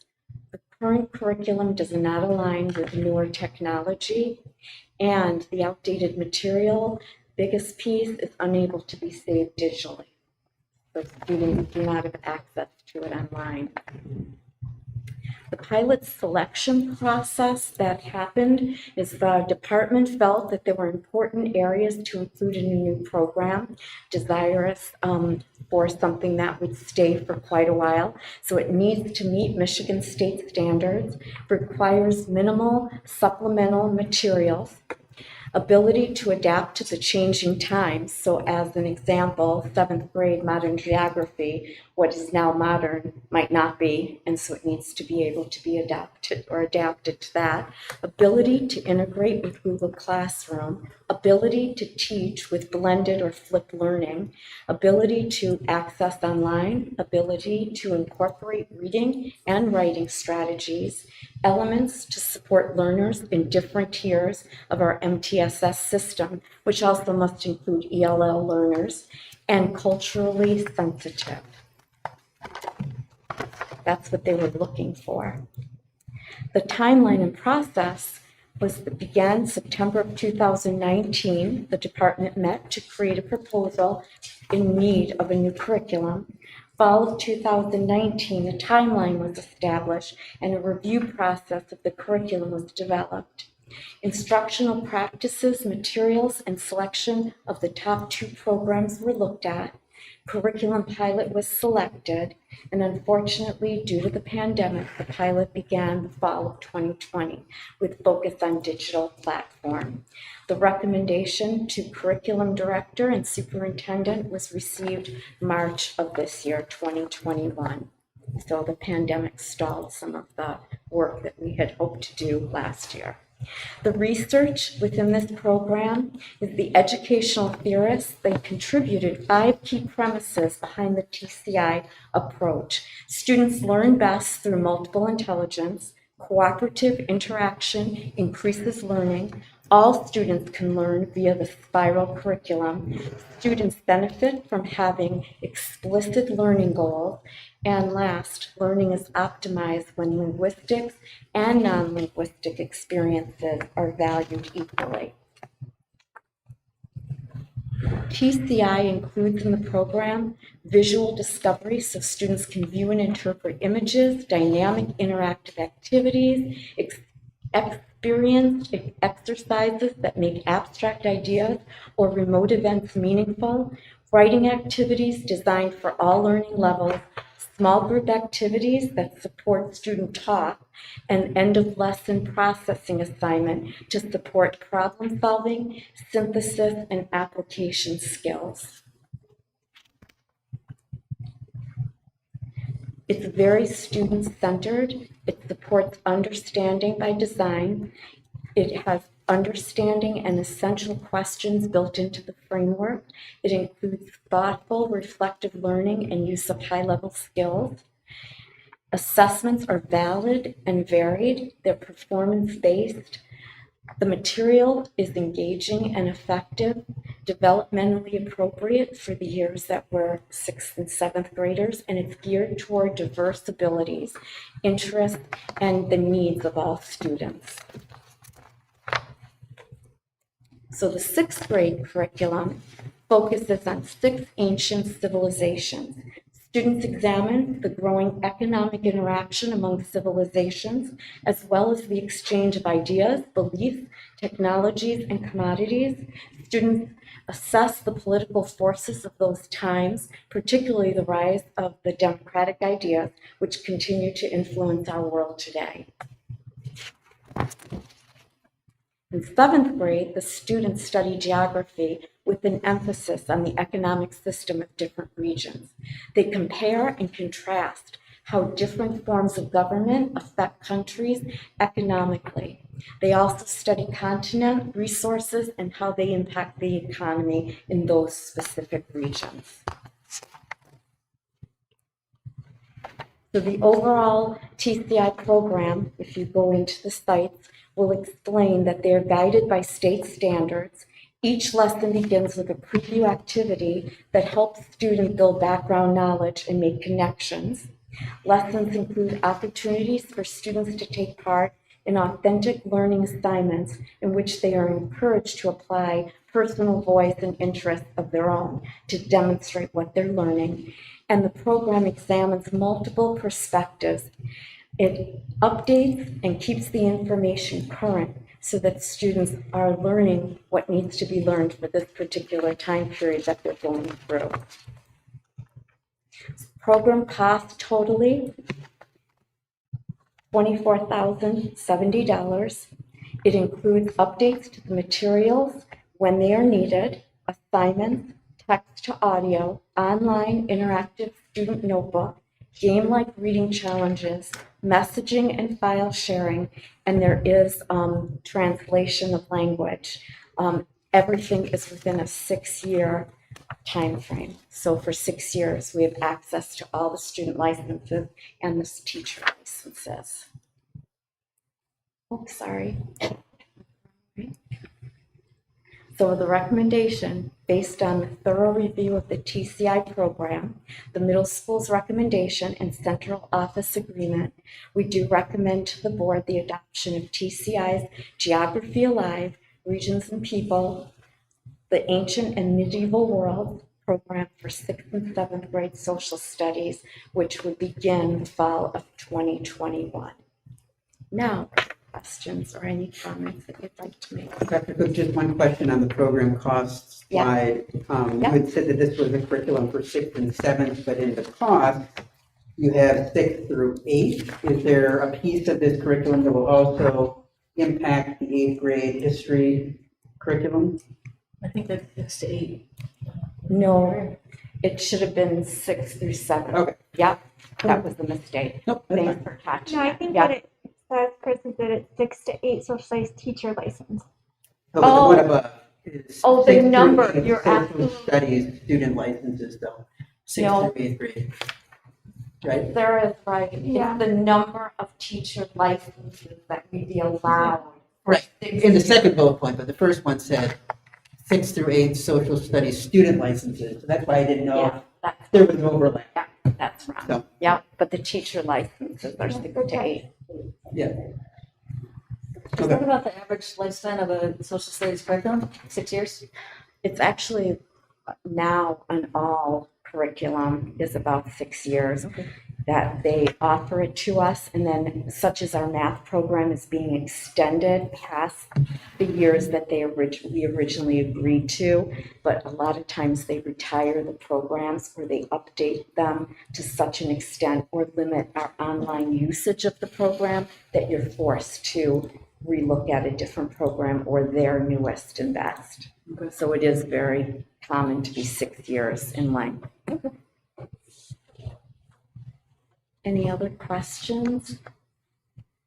I'm just gonna summarize it. This is a really good program we've had for a long time. It just needs a fix. It's just dated, so if it gets, back up to kind of our more contemporary instructional model, resources and update, especially with the 7th grade, which is contemporary geography, kind of move it up 20 years, so it's matching the current situation.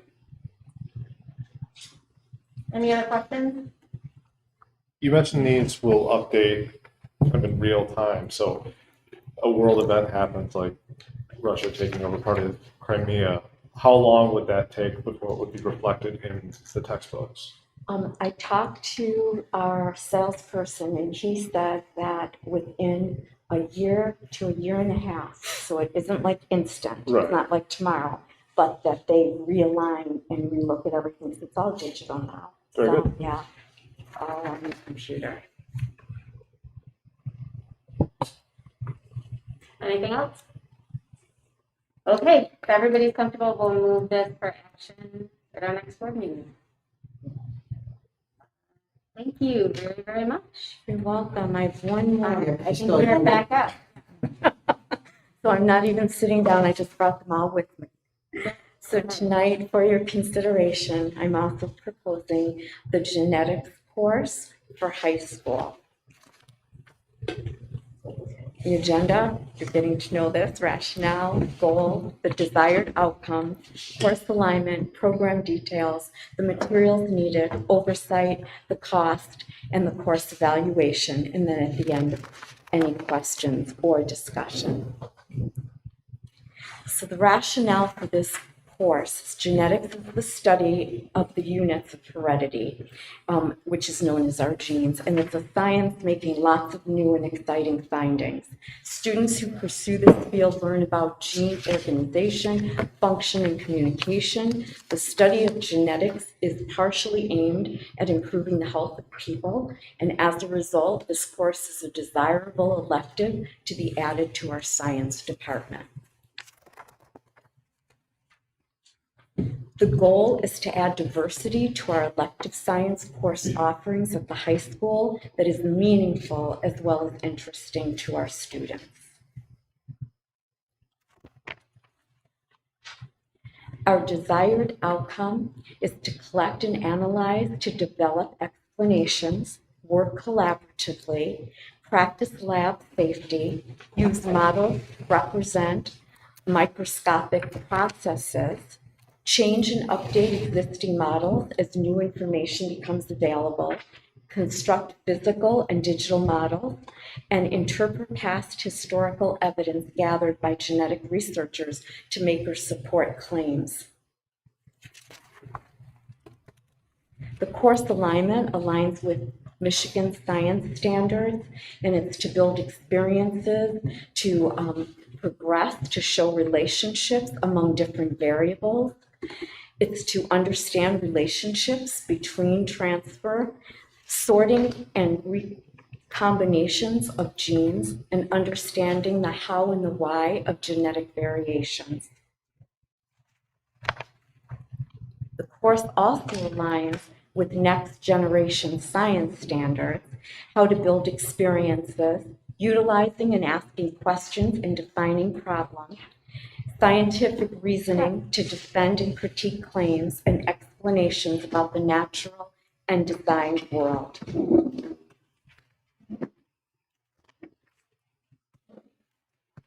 This course includes 4 major areas of study: developing models to predict and show relationships among variables between systems, chromosome inheritance, inheritable genetic variation, and variation and distribution of traits.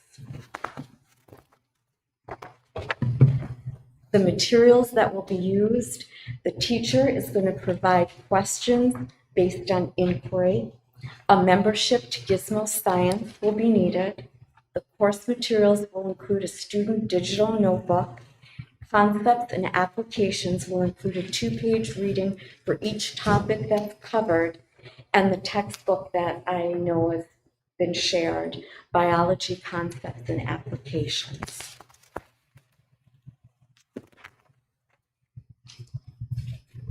The teacher of record is going to update the department as the semester progresses. Data will be collected by teacher on student engagement, assessment results, and material use. And at the end of the semester, the teacher will meet with administration to provide an overview of the course and what might need to be changed or added for best outcomes. The cost includes the Gizmo teacher account, $500 budget for supplies and manipulatives, and the textbook, the highest price being 30 hardcover at $5,016, or if the student shared them, 15 hardcover books at $2,508. There's also a cheaper alternative that we've actually ordered from, and that's Amazon used books. Chris? Oh, I thought you were raising your hand. The course evaluation, student and teacher feedback will also be used to make appropriate adjustments as the course progresses throughout the first few years. The proposal was provided to administration with develop units, curriculum planners, and very thorough overview for our review. We met with Ms. Billy to discuss the course in depth and were impressed by the details and the plan presented. So we do recommend the board approve the genetics high school course for the 2021-22 school year. Questions? Now, this would be a course that would typically be taken by a junior or senior then? I'm going to have. This is the first time I'm meeting a lot of you. My name is Teresa Billy. I was hired just this year. So, thank you. So I specifically designed this course that a freshman could take this course just as likely as a senior could, with the thought that if they did take it as a freshman or sophomore, they would be well prepared for their biology course. If they had taken their biology course first, they would walk into genetics and say, maybe I've seen some of this before. So it's designed for any student 9 through 12. Okay. I have a question about the term disorders. Is that the appropriate term, or would condition be better? Sure. Or the way that I've seen it, it's been written as disorder. I'm completely comfortable with referring it to as conditions instead. Emphasis would be put on the fact that the condition has been known to be genetic, though. Right. It's been an inherited condition. okay. I'll take the note. Yeah. I'll change it for you. Anybody else? Would this course potentially dovetail into future courses? You know, the book follows with evolution and a few other related subject matters. One thing that wasn't mentioned in the presentation was that the purchasing of that textbook is twofold. The entire genetics course is based on that textbook. So if you look at chapter 8, that's where the genetics course would actually start. And I believe it's chapter 14 is where it ends. But that textbook would also be put to other uses in biology classes, including the MSA biology class as well as AP biology. So that's something to take into consideration for that price. I know it was very expensive.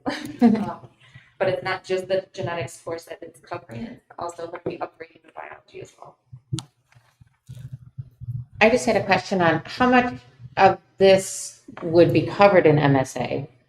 So students that maybe are in MSA might be getting some of this genetics over their 4 years in MSA Academy. And do we know how many students are interested? I know that we did that survey for the 8th grade advanced social studies. So do we have any idea if this is even a course that I'm going to defer to they're wanting? It's fully enrolled at 30 kids.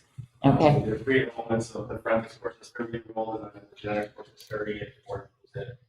So it's ready to go for the board. If the board doesn't approve it, we would just reschedule it. Done many times. That's not a problem. In terms of, what was the second question? Sorry. Just if you already had, so if it's covered in the MSA or is this? So the big thing when we did the MTSS standards, really redefined how the biology courses and all science courses were taught. And a lot of times the new standards really now have a view on local Michigan on a large scale, and not like microbiology, like the cells and genetics. So cells and microbiology is covered, but there's now a much larger emphasis on natural biology, large scale biology, or local habitat. Okay. Thank you. So a little covered, but this will go much more in depth. Okay. Mr. Armour, you talked about, you mentioned forensics. So is there a dovetailing between these courses that you're seeing similar students taking both courses? Can be. They are backed up first semester, second semester, second hour, but they do not have to be. Okay. So I would say maybe half the quarters probably. Okay. Well, I think this is fantastic and something kids are naturally inquisitive about. That's good. Thank you. So, not ready.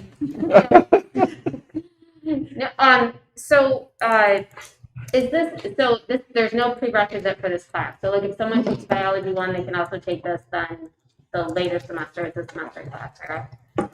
And genetics can be kind of touchy. So we're teaching or you're doing your lessons on genetic conditions on live individuals.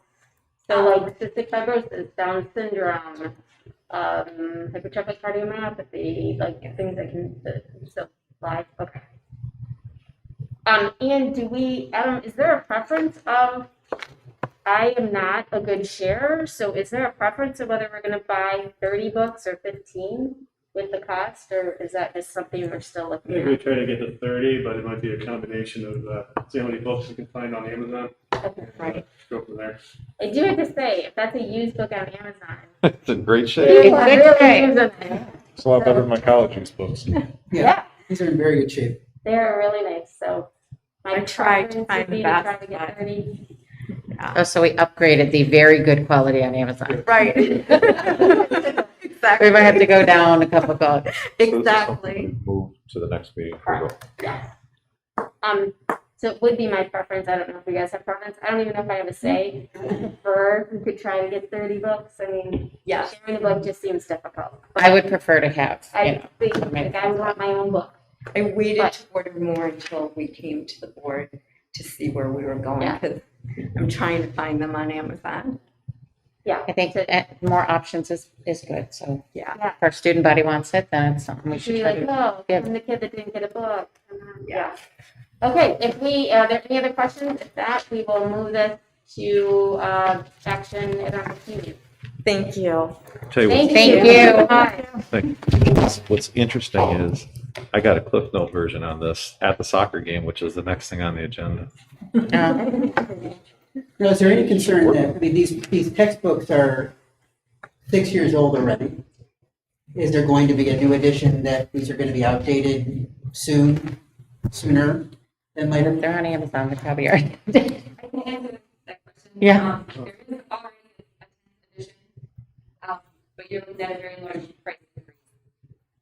Based on the content that's in those chapters, they're very much updated compared to what we currently are using. So the 9th edition, I think, is sufficient for the next 5 years. So what would the 10th edition cost? I didn't even want to look at the numbers. To be honest. What I can tell you is that Cengage is pushing for virtual subscriptions that last a year, and you'd be paying close to $200 a year per subscription. Okay. So very, very expensive, but the 9th edition, like I said, is sufficient to last 5 years. Perfect. Great. Thank you very much. Very, very much. Okay, what do I have this? Good night. Thank you. Thank you. Okay, next up, I don't think anybody. Is there anybody here for the soccer dream project? Was anybody invited back? Well, they were invited back. We did have conversation with them. Adam has been in contact with them. They did email Adam and I this morning, and they ran into some unforeseen circumstances for someone not to be here. So they are aware that the Dream Project, Adam can speak more to this, but Adam did meet with Paige and Brandon, and at this time it just really does seem out of our range of being able to help to keep it like clear during the wintertime, liability things. You're talking about just the Do pole. that. You're talking about just the pole barn aspect? Yes. Yes. They're bigger buildings. Okay. So that, not that this is something that they can't do 5-10 years from now, but right now we are not in a financial position to, not that we would, like, they would do it, but we still would have to have someone maintain it.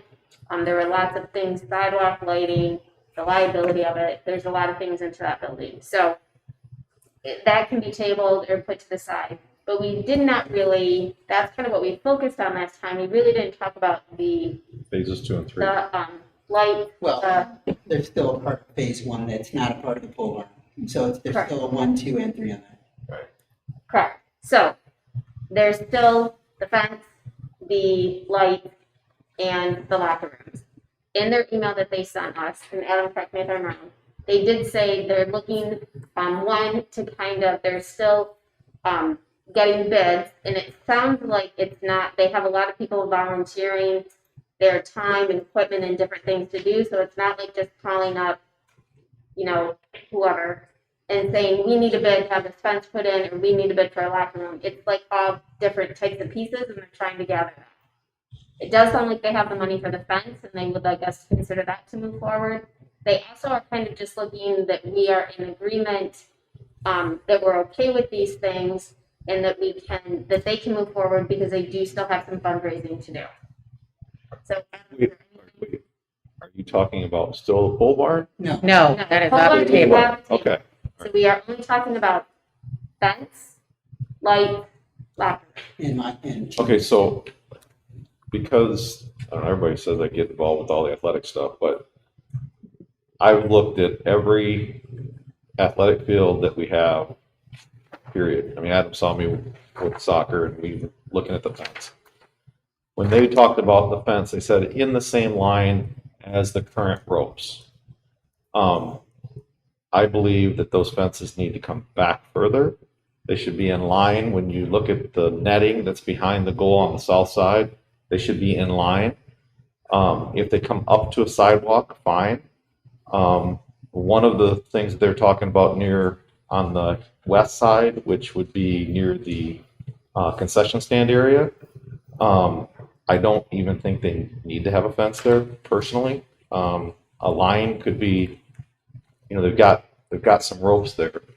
But I just think that makes it a little bit close, and I think it might be too close to play personally, even if it's in line, because once you put in a fence, it's a permanent fence. You're going to be cementing it in and what have you.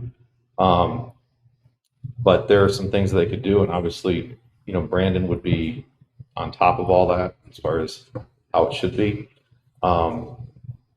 They mentioned something about car driving on the soccer field. That happened a few years back. Can't remember exactly when it was. Is that the purpose of the fence? Because that was one of the things that was That's brought what up. they brought up is they want it. But And it was also that it was that car, dangerous. from Just my like recollection, see. came in from Williamston Road up where the driveway is before they put the gate in there. So there's a metal gate, so that wouldn't happen. If they tried to come in through the gates that we have, there's a center post. You can't drive in there.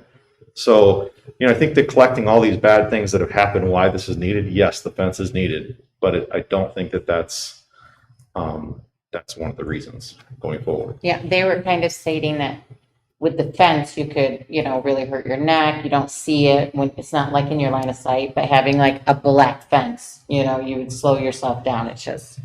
Well, and I do have to, during the summer, kind of do a running pattern there, and it's not really a fence, it's a post that's kind of falling down, and it's not rope. string, it's like a rope or something. So if we had walked the property with Adam just to see where the locker rooms are gonna go, and if you're standing at one side, from me to Amanda, you can't see that. So I don't think what they're asking for is unreasonable. Brandon would have to be completely involved in what the structure looked like and where it actually had to go and be and whatever, all of that. I don't know, like stuff, mechanic of all of that would need to be done. The locker rooms are definitely needed. Yeah, no, I think that they're needed. So as long as we put in there stipulating that it's done to our requirements per policy of work done on a school campus, because I wouldn't want like a bunch of parents out there putting it up and then it doesn't meet, the guidelines after they do it. So they would still have to, and I'm assuming Brandon and Adam would be involved with making sure that it had, but, they're paying for it and it's needed. So I don't see why. So I agree that our facilities director definitely needs to be involved in this. Do we also want to say that there's a deadline for completion of this?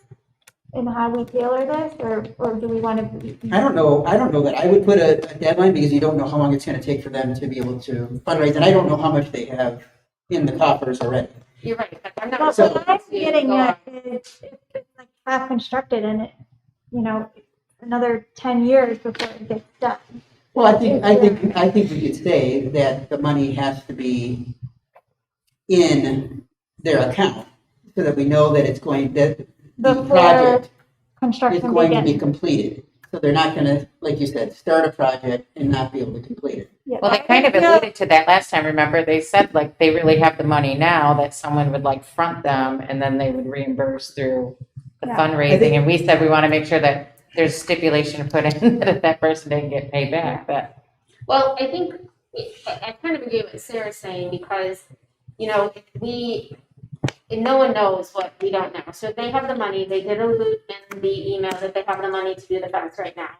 So however we do the motion about the fence, they're looking at stuff for the lights. They could do the lights a year from now, they could do the lights 6 months from now, I'm not sure. The locker rooms, they do, it does sound like they need to fundraise for, which I'm okay with that. But it is, I think Julie said last time, boosters come and go. So if we make this arrangement of, yes, we're gonna allow you to do the locker rooms, but Brandon needs to be involved, or our finance, or our facility director, and all of this stuff, 5 years from now, Adam could be gone, that person could be gone. We can put it, say, a 2-year timeline, and then you need to update the board. And we could do another motion saying, okay, we're gonna give you 2 more years. But I'm not willing to let it hang out there. No. I mean, there's gonna be a whole new board, there's gonna be a whole new booster. I think we do need to be specific on, because I don't wanna be in a situation 5 years from now, or 10 years, 6 years, 7 years, whatever it is, where someone's calling me and saying, do you remember the story? And we've had to do that. And so I don't wanna leave the next board or the booster group in that situation. And I would feel more comfortable moving forward with any type of construction, knowing that there is the financing in place. So you're saying that they have the financing for the fencing and something else, but before they just mentioned the Just fencing. I think they just mentioned that they have the fund for the finance, the fence, correct? Yeah, they're planning on being here on the 8th. They can probably provide those. Do we know if these are current bids with the volatility of the market? It's my understanding that they're trying to gather all that data right now. And they could come on the 8th, and, we're kind of into, for me, and this is just me personally, this isn't how it is. I don't care what their bids are, because they have to pay for it, so they can gather all that data. I'm okay, if we are okay with them doing the fence, we're not gonna micromanage that. Well, just to Sarah's point about having funds on hand. Right, so Brandon will have to micromanage that. I guess maybe Brandon and Adam to say, we need to see the fund, that you have the funds. You need to have this completely paid for. This is how this looks. Go forth and put your funds. Could we put that in as the contingency that they have to bring to Adam and say, maybe you have a 2-year limit. After 2 years, it has to be brought back. Within that 2 years, if you receive, the funds, then you have to provide the funds with the bid and the time frame. Hold on. Before we start. We do not have to ask for their bid, okay? That's out of our purview. We're gonna allow them to do this. They have to give us the amount, they have to tell us the amount of money they're gonna put on there. But when Well, it don't we comes have to ask for the bid No. so we know When- that no, when the it work comes- is gonna be done to when the it comes to specification of our bids, code? because we've got a rule about, you have to have 3 bids, what have you. That is when the school district is paying for that money. That is not for when an outside entity is willing to gift to us money to construct or something. I know, but I'm just saying, don't we have to see a bid to show that it's built to code? Well, yes. Because it's on school Yes. property, so we But would that's have to all- at least see a bid to say what you're putting, and Brandon's like, yep, that's good, that'll But meet let me it. give you a little history here, okay?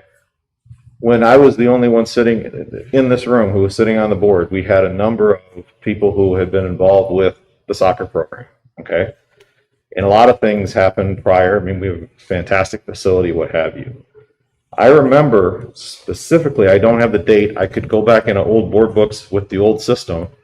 George Dix came to us as a school board.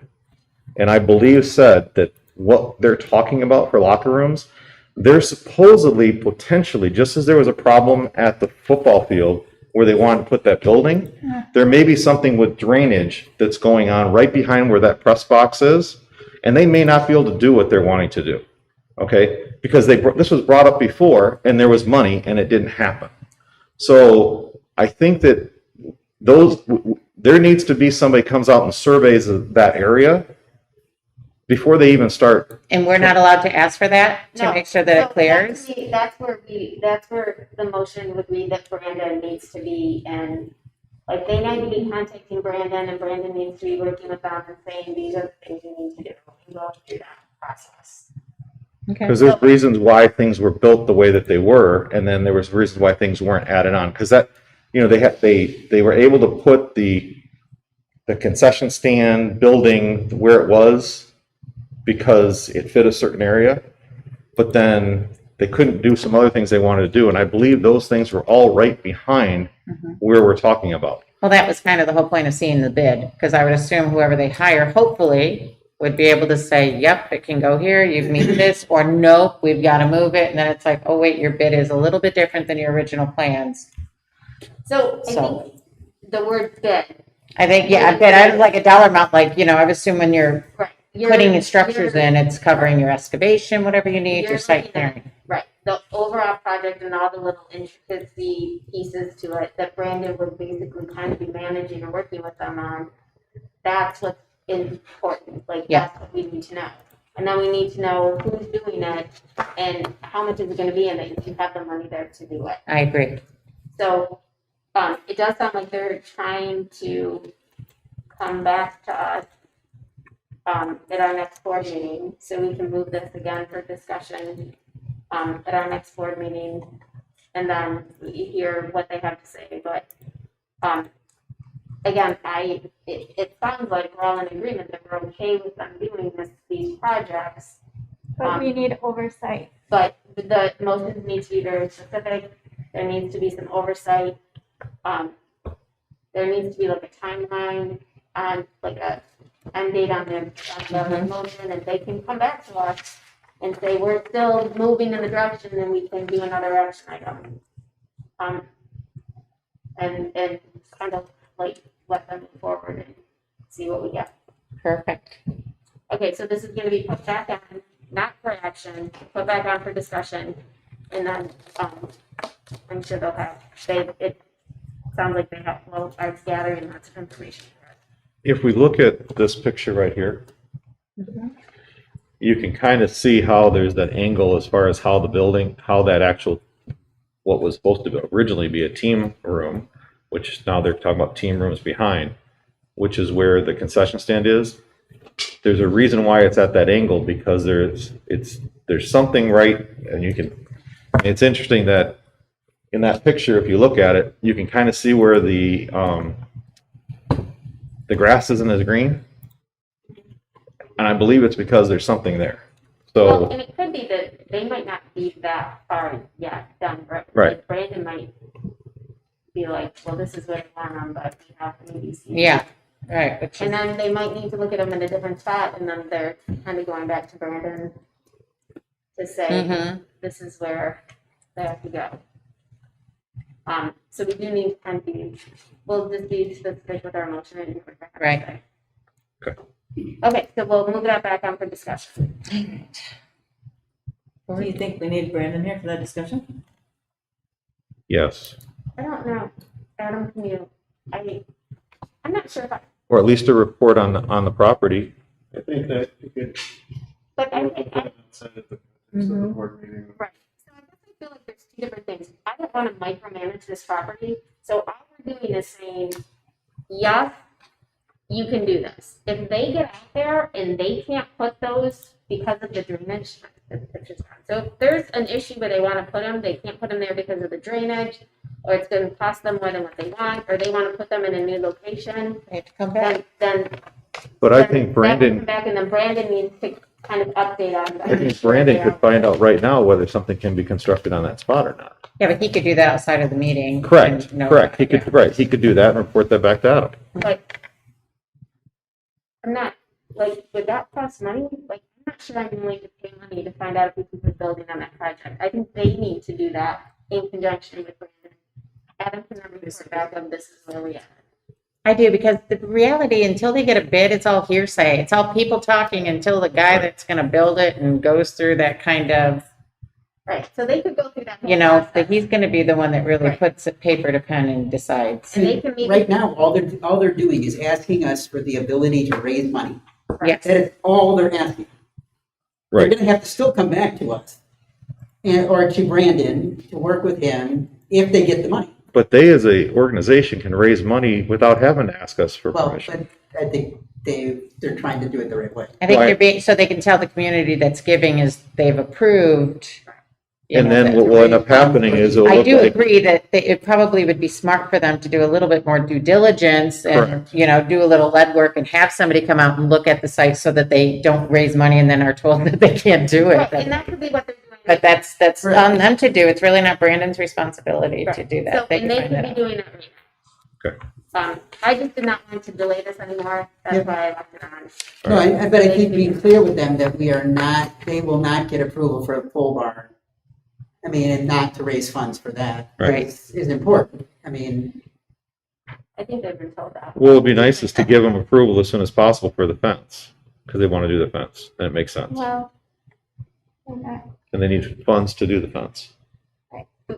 So it will be on for discussion. We will find out where they're at in bids and stuff for our next meeting in June. Okay, moving on. Next one. One last question. Nope, go Could I ahead. ask the superintendent to ask this group if they are a registered charity or to speak to that when they come? If they're I think they 501c3. did state that last time, right? That they had set up I a. believe they are, and I can't say The I've 50C3. looked at their, 501c3. 501c3. Yeah. I Not think that's how they C6, did the C3. second field, right? The, C3. For tax purposes. Correct. Thank you. No, good question. Okay, any other questions on this? board dates. Okay. Next one, meeting dates and times. So we have our proposed calendar here. I did have a couple of you ask me about some meetings that you already know that you're going to be gone at. I'd rather not change that just because it does go in a, like, consumption, I guess. You know, we start and then it's 2. I mean, it's okay. We all have things that come up and we all have things that are planned if we're missing a meeting here and there. But I would like to propose that we start our meetings at 6 o'clock. Is anyone opposed to that? I think these get super late and 6 is it would fine. be helpful if we start. 6 is fine. I would love that. 6 is fine with me. But I can tell you in advance, I will not be here for the 16th. Okay, We're taking kid to Texas for school, so August, August 16th. okay. How We'll exciting. put heavy duty stuff on the schedule that day. It's a 2-day drive and moves in on the 18th.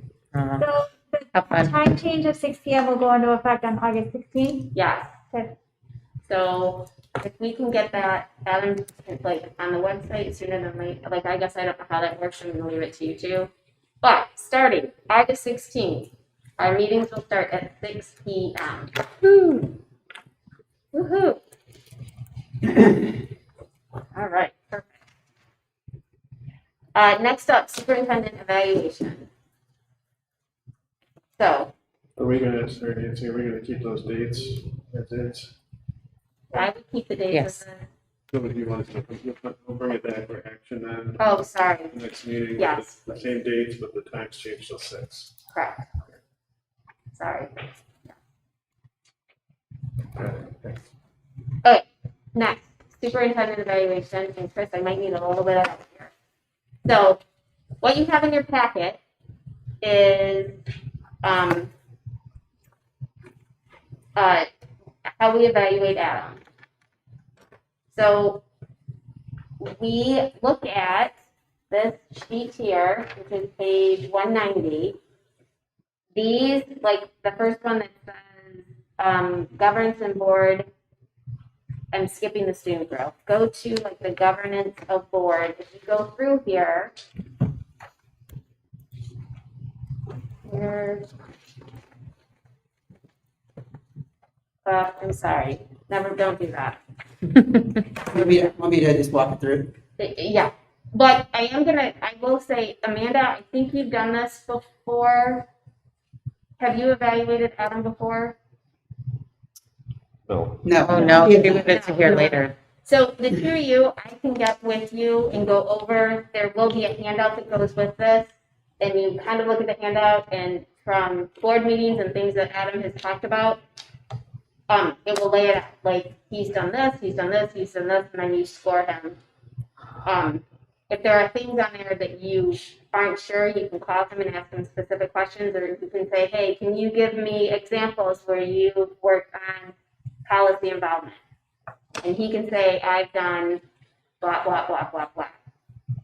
But the most important thing is what Chris is going to tell you. What I was just going to say is what's important though is as you look at these and you see the weighting is to not make up your own numbers. Use the number. So if you see 4.16, use 4.16. Don't say, oh no, I want to give 3.75.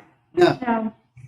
Use the weighting that is on this document, because what we're going to be ending up doing is taking this information and putting it into an Excel. And Adam, have you updated that Excel yet? Yes, the one in the board packet is the updated version. Okay. It has some nice calculations, and then we'll basically take your document that you fill out and we'll compile it all together into one overall document that is the evaluation. So basically we'll take all of your final scores and everyone else's final scores, and it comes up with one document that has the weighted score across the way. Is it just average based on? It's just average. So do you send us that we do, or so are you going to, we fill it out, send it back to you? Well, I mean, It's already. So I'll send out, Chris and Nancy have the actual Excel document. I'll send out a self-evaluation, and then I'll send out the MASB rubric that gives the scores for the rubric, so you can actually go through each criteria on the spreadsheet and cross-reference what you think, where you think I fall, and then self-assessment will kind of help calibrate that as well. So. And the MASB document is very detailed. Yeah. I mean, I can't remember how many pages, but it's very long. Don't print it, just leave it on your computer. It's very long, but it really does give you, to the letter of if the person is highly effective, you should be seeing these type of things. It's not an opinion that you're giving. No. It's done very strategic as very- to how you will rate him. Right. And then so when you do this, if you look at this, and it's hard to do without these here, so I apologize, I didn't even think about this, but I will, again, go over this with you. But when you see policy involvement, if you look at this rubric and you check off the boxes and he's highly effective, then you're going to put 1. If you think he's effective, you're going to put 0.8. If you think he's minimally effective, you put 0.5. And if you think he's ineffective, you're going to put 0. So that is those KLA, or those marks come in. When Adam sends all of that stuff to you, we can go over it. We can even go over it on the phone, because it will be self-explanatory when you see it. Yeah. It's very. My first year, I was kind of got it and was like, whoa, but you just read a little bit and it's like, oh, it like gives you very detailed information where you can say, yep, he did that. Yep, he did that. Yep, he, Not as go with that. intimidating as it looks. And Right. if you have questions, right, you can also ask Adam and say, hey, tell me more about this, or what you did with this. The one other thing Interview. that we have to keep in mind is under staff relations, C1 and 2. I did just email Betsy the survey that we did 2 years ago. And I've asked Betsy to just basically build that survey again, because it was built initially by Janet, her predecessor. And so we're just going to do a quick little survey to all staff to get that feedback back, because otherwise what we found was really it was very subjective about how we would identify whether Adam's being effective with staff feedback and staff communication, because we're not in the schools and we're not getting the emails that he's sending, or we're not seeing him talking in that way. So, Also, we are only evaluating Adam for the time that he was here. correct. He returned in November. Yeah, So more November. Late October, yeah. So November until he. When did so when He was went out in on March, his I guess I- military duty, What's the evaluation time period? That's asking, when are we going to get this to evaluate? So we need to have, this is, I guess, ask when you would like us to have it. We do need to have this done and ready to vote on our June 8th meeting, June 7th. So you discussed it on the 8th and Or you'll vote on the 21st. Correct. We have to have it voted on by the last meeting in June. We evaluate him from what date to what date? March, when he came back. When in he came November back. November November till Until. today. to today. Okay. Correct. There was even that 2 weeks that we don't, when it was going in March, too. All right, so we'll get the supporting documents and then we can get Kind of like mortgage processing, Correct. like, Yes. right? Well, we'll take that out of We're gonna get that, calculation. we're gonna get that survey out. So that we give the staff maybe a week. Adam has a right to ask for it in closed session to go over it, correct? Yes, Yes. it can be open or closed. He has a right to. I'm wondering about us discussing it. Is it like how it normally is with the Open Meetings Act, or could we have a 6-person discussion on it? That's not a board meeting? No, because that's a meeting. Okay. Yeah. I just wondered if evaluation was different. No. Thanks. The only time it would be different is if Adam does request a closed session and then we go into closed session during that. And Okay. we'd be under the rules of closed session in that period of time. Gotcha. Typically, this is not, Very difficult. again, typically when we are doing this, if times are totally different, we would be starting this process in October. Earlier, yeah, November, yeah. Having it done by December, because if we were not going to renew a superintendent's contract, whether it was Adam or anybody else, we would want to know that by December, let them know by December, and the evaluation would play a part of that. And then in January, we'd be searching for a new superintendent. Because of the situation we're in, this is where we're at. So, Adam has said, he would prefer this evaluation to go on a calendar year so that, and in a typical year we would have. But with Adam being out, we weren't able to. Not a school calendar year, January to December. Correct, January to December. Just got to clarify that one. And then it has to be into the state by the end of June. Well, June 30th, but June 30th.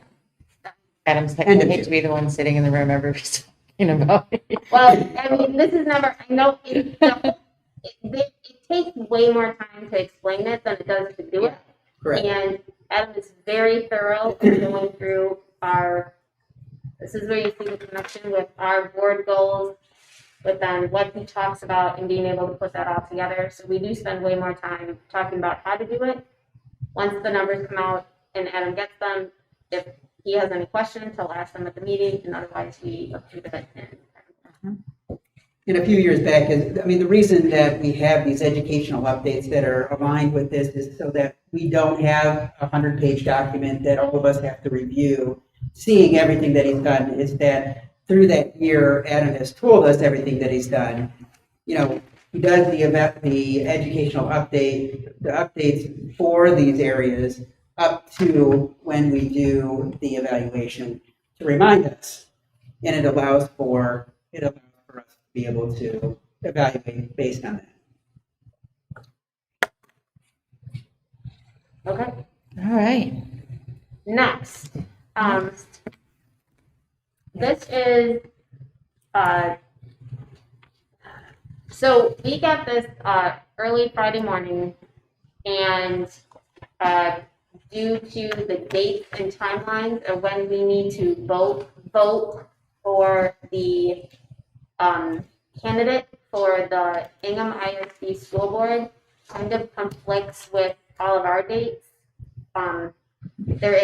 So what we need to do is we need to vote for someone to be our representative.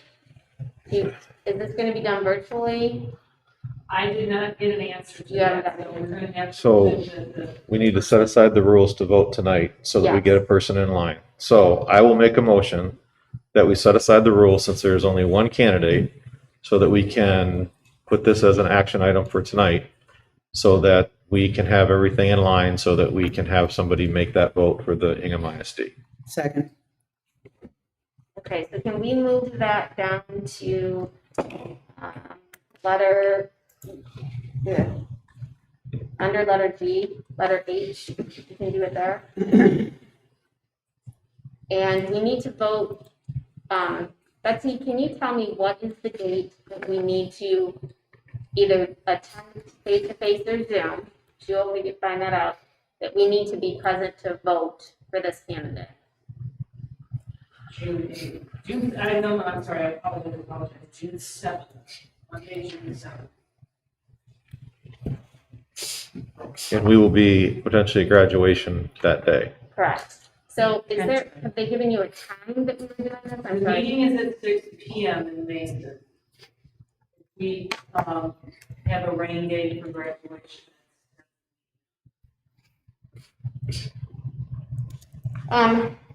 So I know That two could take- people 'cause we that are could out. zoom there. in. I mean, but if we could zoom in, we can, you know, second, 2 second. You should be focusing, you can find, you need to be Do focusing. you on just your need graduation. one delegate? Yeah, it's just one delegate. Yeah. A delegate, an alternate, and that, so I think I might, I think I might need to We all recuse don't. myself because this person is technically my boss. Like, Yeah. I mean, I work there. Right. So that leaves, It really leaves 4 people. yeah, Amanda or Dave or Sarah and Chris. So when we get to that part, if any of you guys want to do that, or I guess if any of you are willing to, Zip down there and zip back or be on a virtual before our meeting, before our graduation potentially. so we can talk about that or think about it when we get down to that part. But we do, there's only one candidate and we have to. And we need how many people? We need one person and an alternate. So we need basically 2. One to go with the other one. We do also have her biography and information in here. We have to vote to move it. Because there's a motion put Yeah. forth, we need to vote to move it. We have a on motion the in a agenda. second, but we haven't.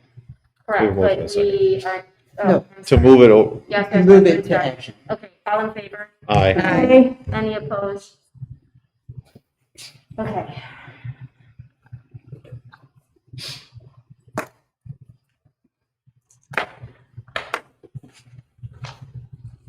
All right, now we're moving into our action items. Do I have a motion to approve the minutes from our last meeting? Motion to approve. Second. Any discussion? All in favor? Aye. Aye. Next is the list of all of our probationary teachers.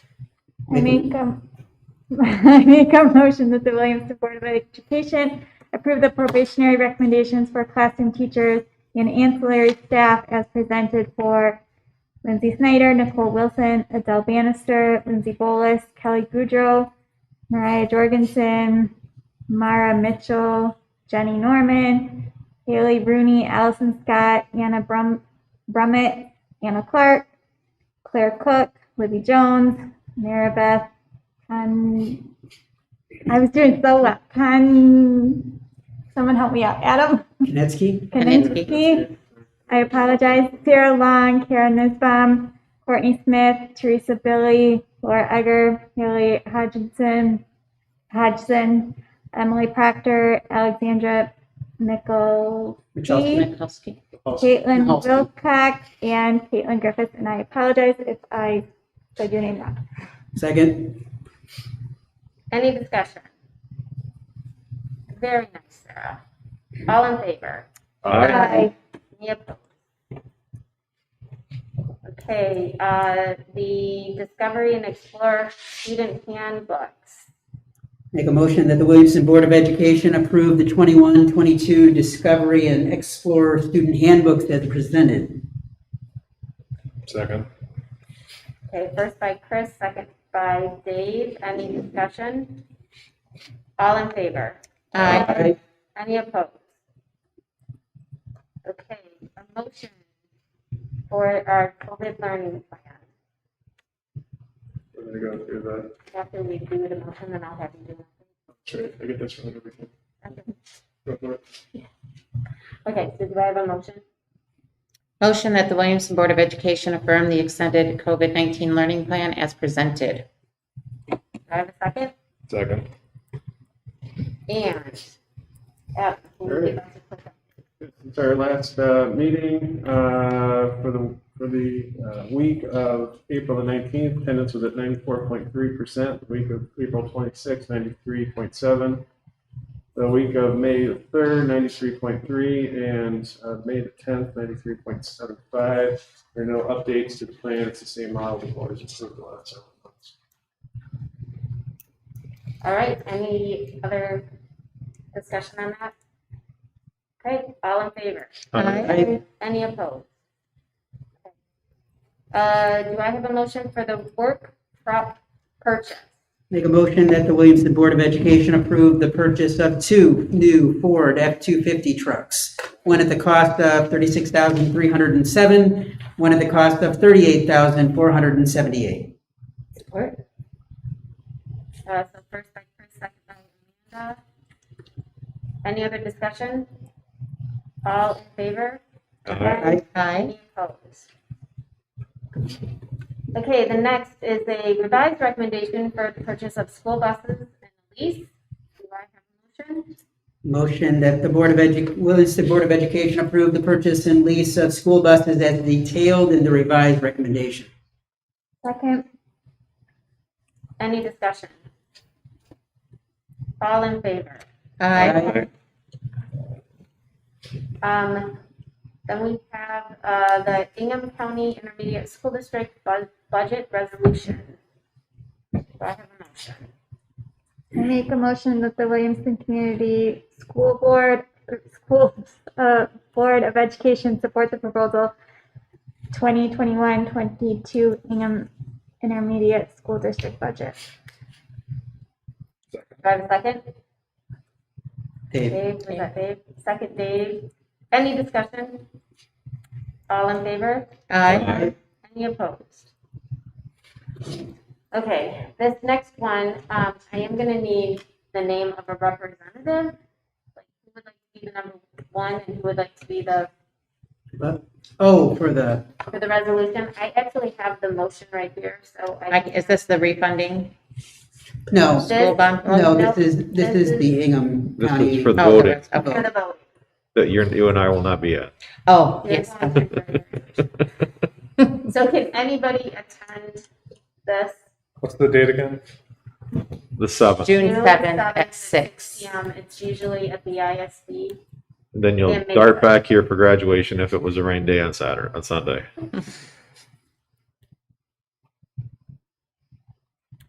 I think I can. I can do it as well.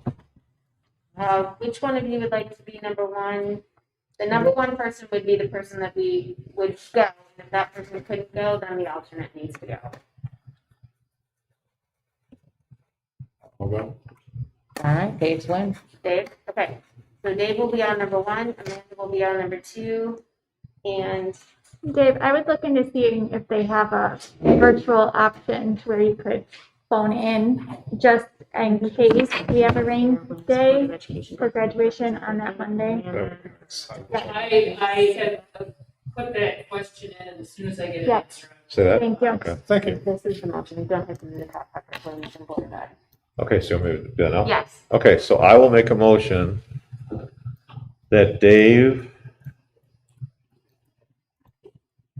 and then Amanda as alternate, the designated representatives and alternate are further directed to cast votes on the first ballot on behalf of this board for Nancy Stanley. Second.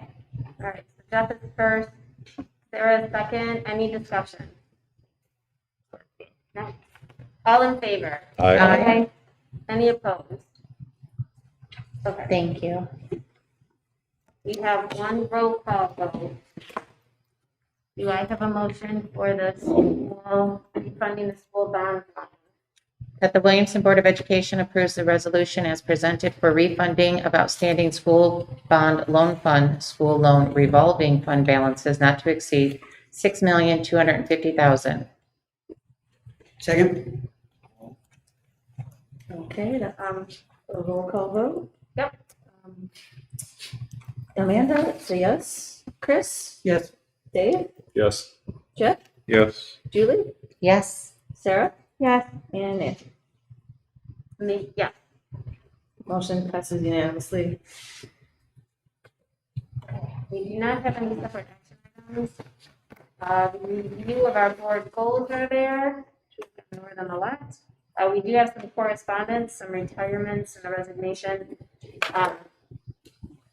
These two retirements, I worked with both of them. Nancy Hamlin is our special ed secretary, and that is going to be a great loss. She is so incredibly knowledgeable on paperwork and timelines and rules and regulations and all of that stuff. It kind of kept everybody going and on task, and she's going to be very difficult to replace, but she's going to spend more time with her grandkids, so that's pretty exciting. And Lori Doyle has been a long time special ed para. She started down at the elementary and moved up to the high school, and again will be a great loss. She's very beloved by those kids and does a great job with them, so pretty sad. Great colleagues, Nancy Hamlin, like Nancy Beal said, it's really been the backbone of the special education department and set so many people up for success for so many years. And Lori has just made, lasting positive influences on so many students. And just passionate person about what she does, and a great advocate for the students she works with. Yeah, these are two more tough ones for us, but their contributions have really just been invaluable and immeasurable. Yeah. Exciting things for them, but sad for us. And John Baker, his resignation letter. We don't have any citizens, so I'm guessing there's not comments. Board member reports and requests. I have a question. Absolutely. So,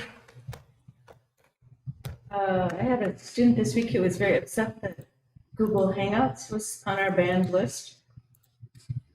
And I heard some really wild reasons as to why that happened. So I just wondered if we have any, is that information pushed out anywhere? And I don't know, I'm not saying that we need to know the reason why that's suddenly something that students can't access, but